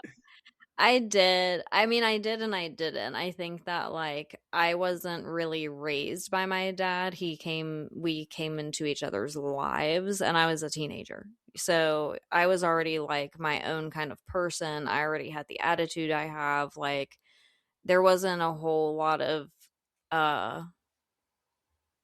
like time, I guess, for me to create a story about him in my head. I did because he was the missing parent, like the missing piece or whatever in my life. I always had this like built-in adoration for him because I didn't know him. So in getting to know him and realizing he's the most flawed person ever that I've ever dealt with, still to And this won't do day. work. Yeah, I can't, and it's disappointing because, like, your parents are just human, and I do want to give them that grace. I give my mom that grace every day, but she puts in the effort, and like your mom, she does her acknowledgments properly. When something good happens, she says, "I'm proud of you, good job." She sees me for what It's I'm enough to keep the doing. relationship too, because me and you both vibe on this, just like everything else in Yes. life that happens to seem to happen to us. We share a really similar existence. Our dads are like kind of out of our lives, but our mothers aren't even some big huge aspect of our lives. We're not like always at their house every 2 seconds and like all this stuff. You interact with your mom a lot more than I do, but she lives in the same town Yeah. as you and like operates with your child and whatnot. Well, But and that's even it's just still in the at a recent small past. reach. It's not like some big overextended thing that she's just this big magnificent portal to No, I your mean, I life. know some people who, like, FaceTime their moms every Yeah, day and for have a 30 beautiful minutes, and I'm connection with not. them, and like it's with our Yeah. mothers, I feel like we just kind of make it. You know what I mean? Like it is what it is, and there's like stuff, and I know we both have probably had issues with our mothers as I mean, well. I think that, like, our moms are better at, like, knowing that they still have a little bit to prove to us, it seems. I think, like, both of our moms know that, and so I think that they're doing that, and we're allowing them to do that as much as we're comfortable and trusting at this time, and I think that both of us are just at, like, a little bit of a different pace Mhm. there, because my mom is like a kid almost, you know what I mean? Like, I have to give her almost more grace than I would my dad or anyone else in my family, because I have to understand her trauma in order to understand her actions, and her trauma far outweighs anything I've ever gone through. So I have to keep that constantly in the back of my head, whereas my dad is just a narcissist. So it's like no matter what happens, he's always going to be the victim. He's always going to be right. He's always going to be this, that, and the third. And eventually you just get tired of buying into that, especially when you become a fucking adult. And like I said, when you're an adult and you make your own choices, you do get to choose if your parents are a part of your life or not. And so I relate to Kate because I went through all of these emotions probably times 1,000 before I finally drew the line in the sand. And I was like, enough is enough. You're on this side, I'm on this side, and the two sides cannot meet again. Yeah. Like, you got to stay over there and I got to stay over here. And that is better for everyone. Yeah. The whole family, you and I, me And see, primarily. that's the difference between us and Kate, is Kate still chases after this motherfucker. We've acknowledged that our Exactly. father isn't going to do this for us, and we're okay with that now. I mean, there might be some small little part of us that has like a natural yearning as an innate human being to say, like, I still always would want that connection. And even if it's like a cell in our body somewhere that wants that, you know what I mean? Just like preconditioned. In a way, I say that with a grain of salt. Please take it differently. But I mean, I used to have that, but I think like lately, especially as I'm getting older, I realize how much the people in your life actually create your life experience, so it's no different than what we were just talking about. Like, if like I go out of my way to tell you all the time, like, you do something great, or you're going to another milestone, or you're accomplishing another task, I make sure that it's part of our friendship dynamic to acknowledge those moments, whether you say, oh, I ate like 3 cookies instead of 15 today. Like, it could, I'm just using that as an example. It could be your like the health goals smallest journey fucking is task. being accomplished or something, because I Exactly. usually eat 200 Yeah, it cookies doesn't today. have to always be like this grandiose thing where you're like, oh, I have a new job, or I'm moving away, or whatever. Like, it's anything. And I think that, like, it's because I realize that I'm part of your life experience. So that means the way that I like treat you, both energetically, physically, all the other ways, the way that we communicate. Sexually. Yes, physically, intimately, affectionately, Brandon's favorite thing.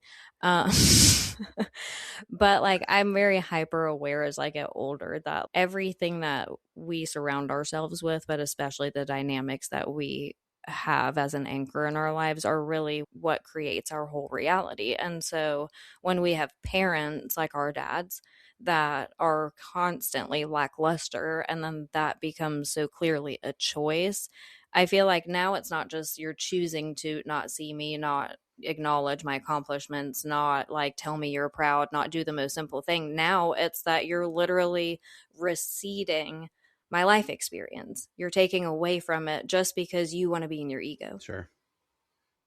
I don't want to deal with that. Same. And that's why we both stood on the side of the fence where we're like, my dad's not in my life. Oh, well, like all my friends are the people that matter to me, even if it's found in chosen the people family. that make my experience the way that it seems enjoyable and fulfilling and loving and all the good things, you know. And if you make those things difficult, it doesn't matter who you are. You could be Jesus Christ himself. Like, it doesn't matter who you are. I'm never going to look at you and say that that's okay, because you're not mindful or self-aware enough to acknowledge that everything you're doing and how you're behaving does have an effect on other people, especially the people closest to you. So if you don't want to have a good relationship with yourself or your ego, get the fuck on. Yep. Which is the take. I've been in therapy for way too long. Exactly. And that's why we're okay. That we understand that they don't have to have presence in our life. So basically, I need to clip this and send it to Kate. And also, we need to go have a phone conversation and talk to her on the phone. We need to bring the talking stick. I'll make one. I'll put it on my altar for a couple of days and enchant it. We'll be good to go. But except this time, it won't be like an overpour of emotion. It'll be a natural flowing state of emotion instead of like this fuck shit. And I think to hone in on like back on the episode, the most unfortunate thing about the whole entire episode and the magic at work is that the one person that needed it the most in the entire thing didn't get the training or didn't get exposed to it, you know, because I'm like, that's what I would have lived to see, is like her dad finally let a wall down, much less all of them, but like just say something. Literally though. Ugh, powerful. He won't. Nope, he won't. Probably not. I guess we'll see. All right, let's get back into the episode. Thank you guys so much for attending me and Courtney's TED Talk about how we do not like our fathers and how we're okay with that.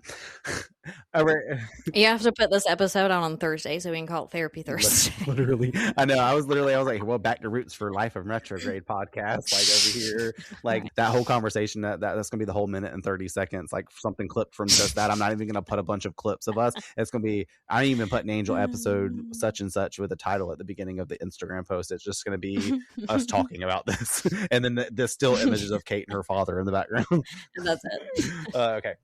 Back in the episode, at Angel Investigations, Cordelia arrives being called in late along with Doyle to help Angel take care of this Kate situation. As we see, she's acting off and fully roped into whatever occurred at today's training, as Lloyd promised. This bitch is silly. Angel questions who provided the training, and Kate provides the letter that she received about the training that she so conveniently has in this moment on her person. She's got this dress and probably a purse tonight, and I guess this was folded up in her shoe. Because she just hands him over this paper. I'm like, you would not have that paper. That was from like yesterday or the day before. What? Like, where did that come? No, but obviously for context. Kate has that whole moment while Angel goes to look up Lloyd's address with Cordelia and Doyle, telling Cordy to open up some instead of being defensive and calling out Doyle's apparent feelings, which is interrupted by Angel finding the address and telling them to watch Kate while he goes to get answers. In my notes, I wrote, Kate is a mess. I fear for them being left with her alone because of everything she was saying. She was over here calling Doyle out for clearly liking Cordelia, how for Cordelia like basically being insensitive to like what Doyle was saying and stuff. She's like, no, Cordelia, like, oh my god. I know, but I'm like, I didn't know that it made you like psychic too. Or well, she was reading like, into what they were saying, reading everyone for filth, and I'm like, I need this talking stick. I'm just saying, like, I need it. I need it, girl. I need it to both beat people with and to use in general. I need it to use. That's the point. Anyways, more on that later. Over at the location we've seen Alan reside in, Angel wastes no time active urbexing and entering the space, quick to find also the altar room with the stick. Alan appearing behind him asking, what the fuck is going on here? And Angel reversing that right back onto him. I love that too, because I was like, Angel just walks up in this place. I was like, okay, active urbexing. Exactly. I was like, I'm glad I know what that term means. He loves to infiltrate. Literally. We saw it all across the season so far. Back at AI, Kate continues to revel in her breakdown energy, still going on about her father. I want to note too that this score that's been popping up as she's been getting into this like affliction with her emotions and whatnot, it's very reminiscent of the score from the Zeppo. I know you won't possibly specifically remember that, but it's got this silly energy to the music itself, like and what happened during Xander's escapades that night. Like it was a very specific coding with the score. Obviously Christoph Beck does the music for the show just as much as he does over on Buffy, and I'm pretty sure he composed the score, but I'm like, I wonder if he called back to the Zeppo just because it's like giving drunk energy or like a night of like fun chaos and weird, silly, goofy stuff. It's not to be taken seriously. It really gives that. Kate attempts to leave to go find her dad and does so effectively because Cordy and Doyle back off fast when she's loosey-goosey waving that gun around, happy-go-lucky, aiding in her leaving.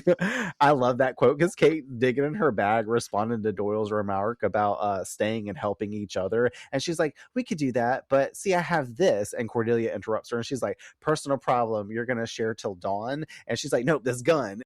And I don't want to come off as insensitive, but if either one of you try and stop me, I'll have to blow you the crap away because I'm gonna find my dad.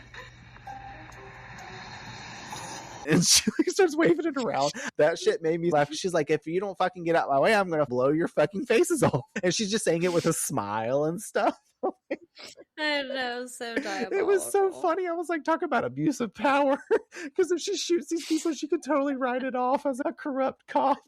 Like, this was my favorite scene in the whole fucking show. I'm so sad we don't have something about like your favorite funny moment in the final Slays. Like, maybe we should, but also not, because I don't need 5 more seconds of recording. But like, that shit was so funny. I loved this scene.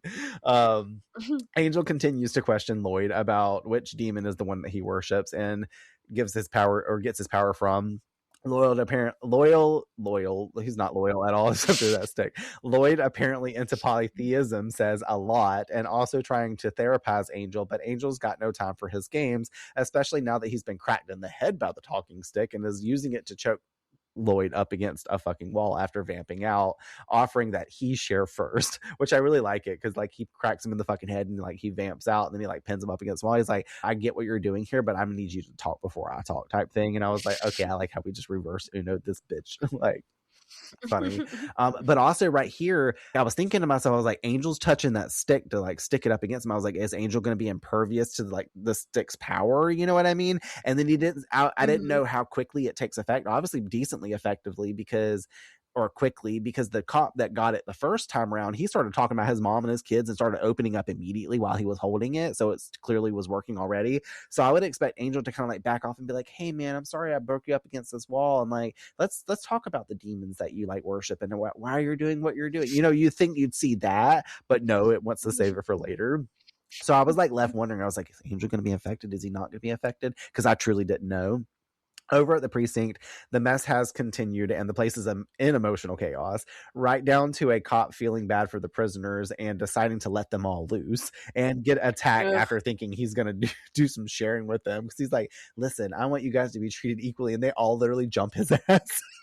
I was like, boy, I said, I bet you he was the same cop, like hating on them, doing like outlandish, like voicing and like whatever, like calling them names or picking at them, like when he picked them up or, you know what I mean? Like profiling them or anything in that shape or form to like be like, the next time they see you on the street, bro, it's like, if they got a fucking ski mask in their car, they gonna pop you on the fucking side of the road. They gonna do something. Like they gonna send someone after you, like the little Tony is trying to do with Kate. Like it's a whole thing. Kate enters the precinct, and this is again where the score cues in. The way the camera is on her when she's running in, I'm just like, this is so like some type of way. And she's calling out, she's like, Daddy, Daddy. And she's not like, it's a whole thing. Again, everything's a whole thing apparently in the last 2 minutes. We get then a montage of like cops in different areas, what I'm gonna call like ineffectively doing their jobs around town, because you know, like we see the one guy that's like pulled off to help 2 people that got like in a vehicular accident. He's trying to like course and talk them through like, you know, the state of possibly like irritation that they're both in from getting in the wreck. And then we like flip over to like the other cop that's outside of the precinct talking to 2 people on a bench, like that are possibly, I didn't really like look at what was happening situationally, but like all the cops were more therapizing and breaking down the issues versus like actually doing interactions that the law would want provided. Yes, exactly. He's trying to teach a lesson instead of like actually like, you know, get them into jail or do this, that, and the other, which they're like psychoanalyzing which is kind of like the first route that most cops should take, is to diffuse situations and do stuff like this. Now I'm getting if like they just fucking robbed a bank or something like that. Obviously don't sit there on the side of the road and talk to them, but you know, these cops are going, well, why did you need this money? Why do you feel you need this money? Why don't you think you couldn't just go take a loan out? Like, you know what I mean? Like that's what would have been happening here. This is also across that moment too, where we see Angel running by them and arriving at the station. And I'm in my mind, I'm like, oh, Angel's good. He's here to like save the day, right? No. He's met by Cordy and Doyle, telling him that they followed Kate here and like to wait because the whole place is going nuts, all this stuff. Cordy noting that this is not good. We find out it's definitely not good because Angel smiles at the two of them, offering that they definitely need a hug. And I wrote in big capital letters, I said, all hell, the talking stick put the whammy on him. I was like, if Cordelia didn't have the weebies, she's definitely got them now. We found Mr. Sensitivity. Angel tells them about the stick and how Lloyd admitted, I keep wanting to call him Loyal. Lloyd admitted its enchanting effects, noting also how Wolfram and Hart hired him to create distractions so little Tony could escape and how eventually the effects will wear off. So like Angel got all the information. Angel's handling this better than most people would, but he's still like kind of like emotionally outpouring to whatever his degree. He also only touched the stick once. He doesn't have 2 days worth of this. So he's right here on the like breadcrumb of it. The small taste, the appetizer, the stick appetizer. That's what that is. They remind him he needs to snap into action to help Kate, who is still in danger, you know, being inside with little Tony and all, who wants her dead. And Angel isn't feeling it because he feels judged and withdrawn from when he goes vampy by his colleagues. Like, the way he like handles it, he's like, no, he's like, I don't want to do. He like crosses his arms and everything too. I'm like, oh my god, what is happening? But it's also funny, but we're also like, Kate's gonna die inside if you don't get in there. Like, what are you doing? You're supposed to save the day, right? Angel. We also see like too, like one cop that like while they're trying to get inside, he like locks them out. He's like, no, like you can't get in here, blah blah blah, or whatever the case is. He says something way more emotional than that. Maybe I'll put the fucking clip in here. We're closed. You're the police. You can't close. Why not? Haven't we done enough?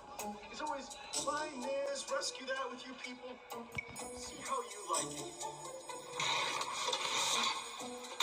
It's funny, but it lets us know that we're not getting entry.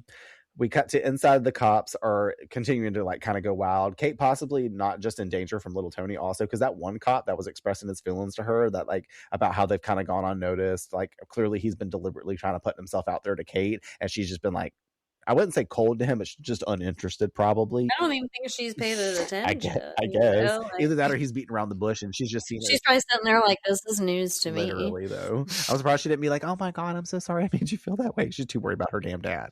But that's interrupted down in the holding cells as we see little Tony has formed a posse and collected gunfire, shooting cops on the way out to go take care of the lady cop that he's after. Seeing Angel and his gang break in and him feeling bad for their actions, like in the next little part of that clip, because they eventually break in or whatever, and Angel's feeling bad, I guess, about it, stuff like that. That whole fucking dialogue, it's in my final slays as my quotes for the episode. But I'm like, Angel, again, we need to get up there and fucking do something. I was just thinking Angel at this point was going to be so ineffective of actually helping save the day that maybe Cordelia and Doyle were going to like be our saviors for the episode at this point. You know what I mean? Because everybody else is in a frenzy.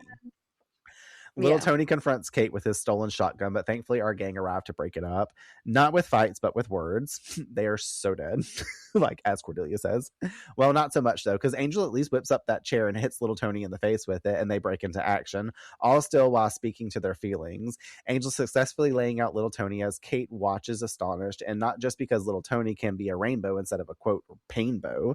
Kate and Angel embracing then in a hug because you. Eye rolls anyone for vomit. Because again, that's what Cordelia says, because that's her job to be like that. That shit was crazy. Like I said, I didn't expect Angel to do something, but whenever Angel was like going towards him, I was like, okay, Angel's about to get shot, and I know he's a vampire, so he's just gonna get back up and maybe be pissed, and then he'll do something. But then he flipped the fucking chair up. I was like, okay, so Angel's still got a handle on the situation. He's gonna fight with his words and his feelings and his fists.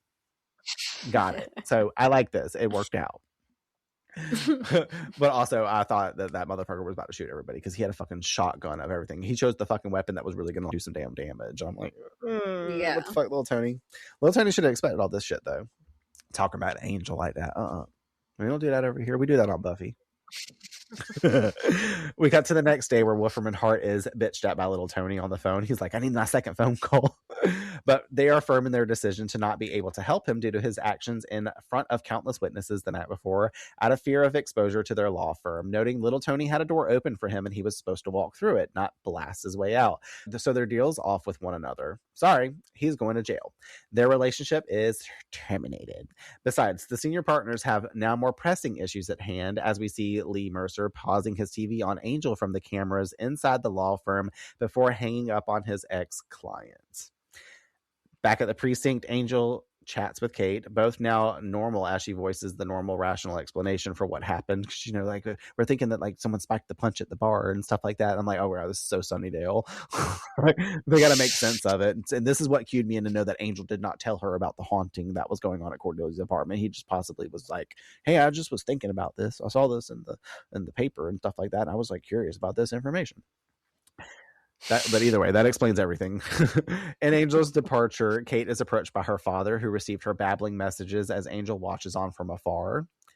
And you think he's going to open up, right? Did you kind of have like hopes for it, like thinking it was coming? Because I kind of did. Yeah, of course. But we realized his expressions, well, not expressions, but we realized he should have touched that damn stick, as I kept saying. And we kept saying he needed attendant sensitivity training, because he just brushes off everything that occurred, talking about he wants to forget about it. And like poor Kate's expressions, like during the whole process of him saying this, and like also him talking about like how she embarrassed him, calling her an idiot too within her. He's like, you acted like an idiot, and how they're going to pretend none of it happened just in general. Then he walks off from her. You can see her tear up a little bit, but by the time we clip back to her where she sits down at her desk and before Angel leaves, we see that she like had a moment with herself. She had to kind of like catch herself and be like, no, I've got to like still continue to work. This is just typical of my dad, so I can't cry about it. You know what I mean? Which again lets us know that effect of the stick is worn off, because she's not going to let herself cry about it. Because initially I do see Elizabeth Rome's eyes tear up. So I was like, ooh, but she's right back to where she started, as we said. So unfortunately we have no fucking resolve. We fade to black, and here ended the episode. Which again, talking about resolve, like my literal notes at the end of this was, wow, what a fucking jackass. He has a chance to make some amends with his daughter, and he just doubles down on his insensitivity to her. And that to me is insane. Like after all she said, he watched her cry no matter the time or place it occurred. You think a parent would acknowledge their child's pain, but are we surprised, especially you and me? No. Literally what I wrote about it. Something that kind of bothers me is that there's no resolve for Kate, though. I know I just said it in my closing thing, but she's right back to where she started, like with her dad. There's no movement forward, which is something we could expect when you're vulnerable. When you talk, you open up about your feelings and stuff. But her dad is just so turned off to her specifically. Like, I just think at this point she needs to do like us and drop his ass fully. So I agree. I'm just shocked that she hasn't already. Because could you imagine having your dad but also working with him? So it's like you get all the exposure to him all the time. I feel like I'd get fed up twice as fast. That's what I was saying earlier, bro. Like, no. Especially after all this, like I have my memory. It's not like my brain has gone away after everything that occurred. Exactly. I still remember everything. I just think it's because of the booze instead of because of the magic stick. Like, no. Either way. I think the themes and metaphor are very clear in this episode, but I had to write it out anyways because, you know, people just don't get it. No, I'm just kidding. Sense and sensitivity is obviously more than a title. It's about the balance between emotional repression and vulnerability. The police precinct is built on control and detachment, especially for someone like Kate, who keeps her feelings locked down, particularly when it comes to her father. The sensitivity training flips that, and instead of helping people process emotions, it kind of forces everything all out at once, stripping away boundaries and turning vulnerability into something overwhelming and even dangerous.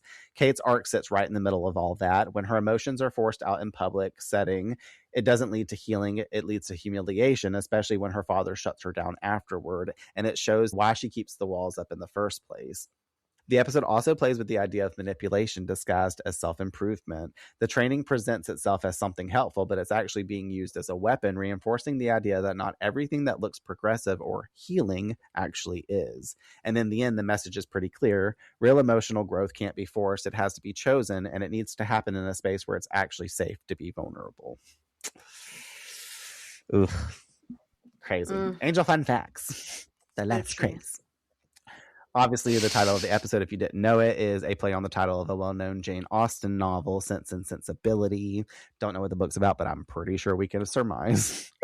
Tim Minear says his original idea for the episode was cops who become so sensitive that they are unable to perform their jobs. But after discussing the idea with Jaws, it became something far more interesting than what I had originally pitched. Instead of just super sensitive cops, you could have people whose emotions are completely on the surface. The final scene in which Kate and her father meet, Minear originally wrote as a big TV ending where they hug. Whedon suggested that instead, Kate's father act as though nothing has changed. Minear says if it had gone the other way, I think the whole thing would have collapsed, and that's really Joss knowing best. Because at the end of the day, I'm kind of glad it takes that route instead of like cleaning it up, because you don't want it, but you love to see like the characters be damaged on these shows. If not, you don't have a juicy, like, you don't have the drama if it doesn't keep going. You know what I mean? So we can't connect to the story later on in some way, shape, or form.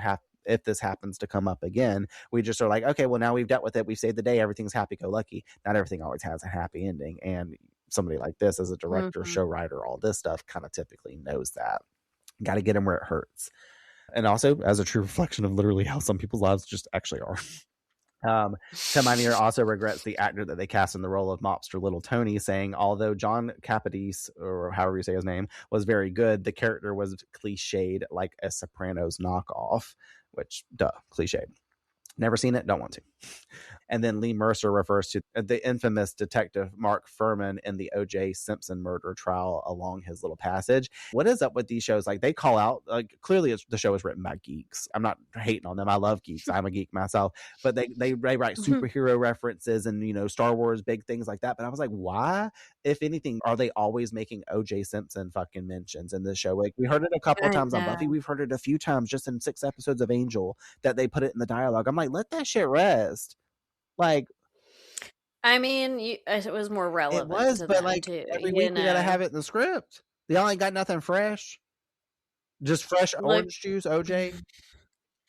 Yeah. Like, no, I don't know. Either way, let's get the fuck out of here. Let's do our final slays. Final slays. Trevor Lockley's a bitch. This isn't fucking Trevor. All right, what you got for quotes this episode?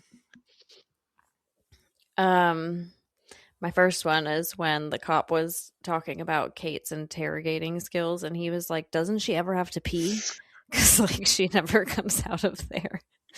Tony was talking to that guy when they're like waiting for that little Tony, when they were waiting for that boat to approach, and he was talking to the other guy, and he was like, water my plants and talk to them. They like that. Literally. So like, let me pause there because I didn't write this down, but I thought it.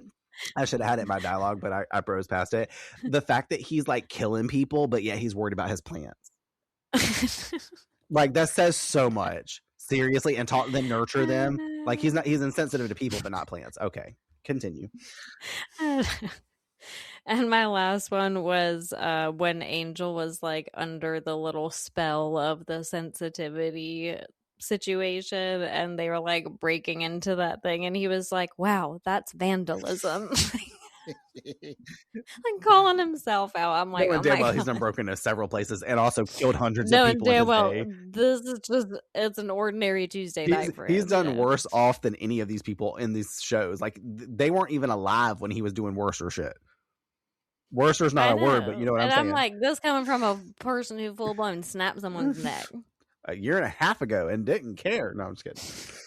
And now you're talking about vandalism because y'all broke in somewhere. Chill out. I'm gonna double down though. Like, in that same scene when Angel's asking them like, "What's the magic word?" and Cordy goes, "Ugh," and he goes, "I don't think that's it. That's definitely not a word. Ugh, nonetheless, like, not a magical one, like, or whatever the fuck he says." And then like in context, it comes back up where she's like, "Please," or like whatever, and he's like, "Yeah, see, it wasn't that hard," or whatever. Like, it wasn't even in context. What the fuck? Yeah. In the beginning, I like when Cordelia's like, "It's like you don't have a pulse," and Angel's like, "I don't." Like, okay, he's sensitive. Angel to Kate when she's worried about her speech, and he's like, what's that old thing about picturing your audience in their underwear? And she looks him up and down and goes, way ahead of you, because, you know, she has a crush on Angel, so she's thinking about him fucking half naked. I was like, we get it, Kate, you're into Angel, you have been. Like, goddamn, let it go, bitch.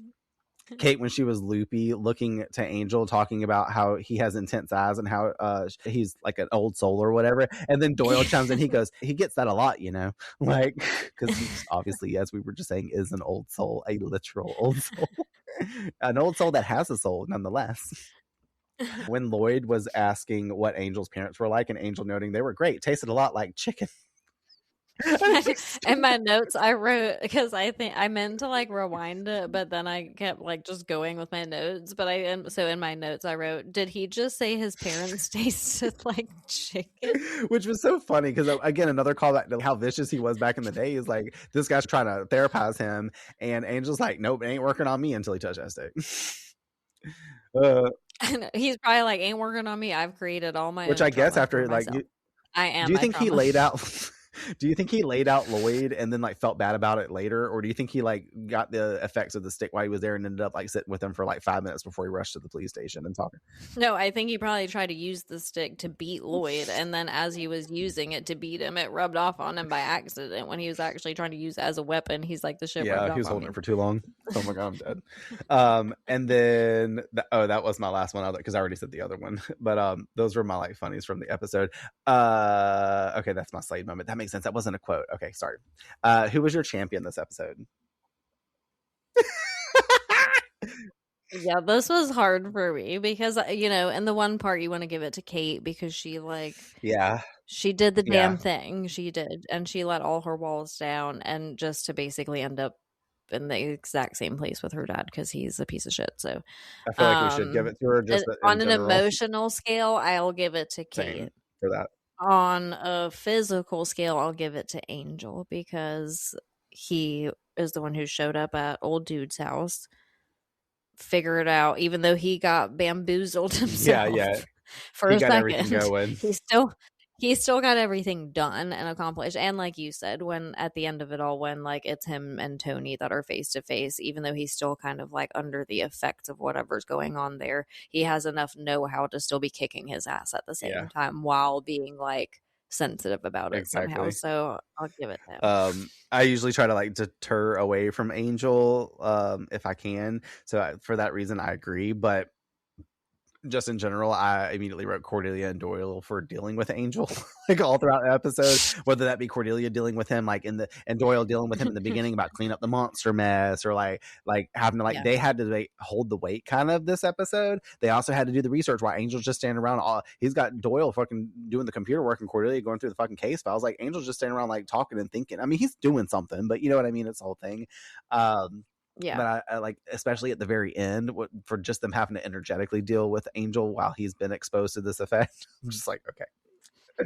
So that's what I gave it to. What gave you the weekly weebies this week? Because it's not the Wiggins, apparently. It's the weebies for this episode. As soon as she said that, I went down to the weekly wigs and I changed Wiggins to weebies. And you changed it. I think in general, Kate's dad. Just as a whole person, his energy, his lack of regard, his lack of awareness, his refusal to change even after all the shit, like it's just giving disgusting. No. Yes, a disgusting no. Affirm, I will not trespass there. Exactly. Yes. We, for us, hang up no trespassing signs on our heart for our fathers, specifically. And they listen. So mine was another one, but then at the very end it says also Kate's dad, because duh. But mine was the name Little Tony. It annoyed me all fucking episode when they were speaking it, and then I had to fucking write it down in my notes the whole fucking episode as I walked through it. So I changed his name to Mafia Tony. I hope to never say Little Tony again in my life. Like, I don't care if like I stub my toe and my little toenails hurt. I'm not saying little toenail because it's close enough. Okay, all right. What's Slade for you this episode? Besides my comments just now. Oh, that was really. It's okay, really little good. toenail. I didn't mean it. Pet my foot. My Slade moment was subtle, but I loved it. And it's when Angel was talking to Lloyd, and Lloyd was trying to psychoanalyze Angel, and he brought up the whole thing about fear or whatever, and he was like, it's just fear, you know. And then Angel like fires back real quick, and he's like, yeah, I know fear, I can smell it right now. And I was like, oh god, that was before you touched that stick too. That was pretty dope. That should have been in my quotes, but like I said, I kept rolling with the chicken fucking thing. I was like, damn, chicken kind of sounds good for dinner. It was a whole thing. Mine was Kate when she was calling out her dad in front of everyone, like letting all that shit out, like because it was real. Like it may have been forced through magic, but she got to say something that probably felt kind of good to get off her chest. It did not say that her dad didn't reciprocate any good energy at the end of the episode also. So like, I know we don't have a not Slade moment, but that would be it for me. Slayer at predictions. So we left off at the very end with Wolfram and Hart pausing the video of Angel and being like, we already know, like they've said in the episode 1, like we've got this player in town. It seems like now they're actually paying attention to Angel in a different way, like not just like I killed Russell type thing. Like he might be a contender. They know he's a contender now. What do you think might come of that?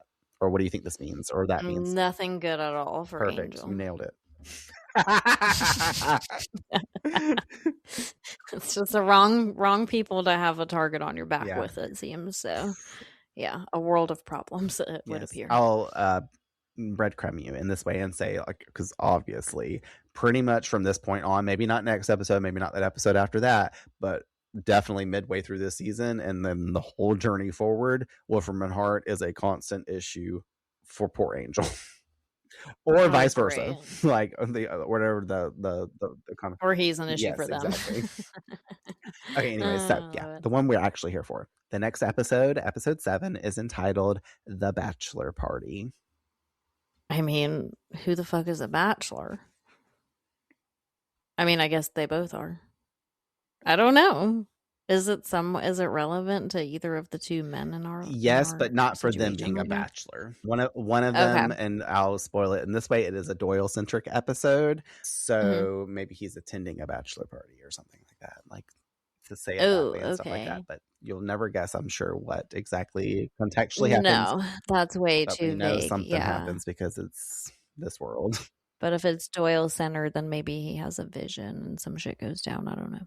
Who knows? You'll find out next week, but the week after when we actually record it and put it out, because this next week's episode is not in 2 weeks. Angel. We'll check back in the future. All right, great. That brings us to the end of Sense and Sensitivity. What do you guys think about this episode? How do you guys feel about the emotional angle? How do you feel about emotional Angel?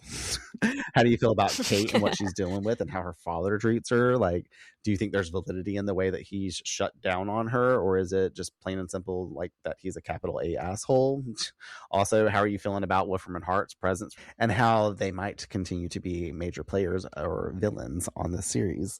Let us know your thoughts, and we will be back next week to get into Buffy and discover what's happening in Sunnydale with our military men, and to what the core theme of this season will be as we get into the initiative. We'll talk to you guys all next time. Let's go. Wow. That's vandalism. We'll take care of it later. We should leave a note. Would you come on? What's the magic word? No, I don't believe "ugh" is the magic word if one would call it a word, and even then, certainly not a magic one. We don't have time for this. There's always time to be considerate of others, Cordelia. Oh, please. See? So hard now, was it? Thanks for tuning into this episode of Angel on Revamped. Be sure to join us next week for a new episode release as we continue the fight for redemption. We would love to hear from you, so share your thoughts and perspectives on this or previous week's episodes by following us on Instagram and sending us a DM at revamped_rewatch podcast, or by emailing us at revampedrewatchpod@gmail.com. And if you're interested in a world left behind, check out my show, Echoes of Elsewhere, an urban exploration podcast where I uncover the hidden mysteries of forgotten places, interview other explorers, and share with you my tips and tricks of the trade. Subscribe and listen wherever you get your podcasts. Until next time, remember, if nothing we do matters, then all that matters is what we do.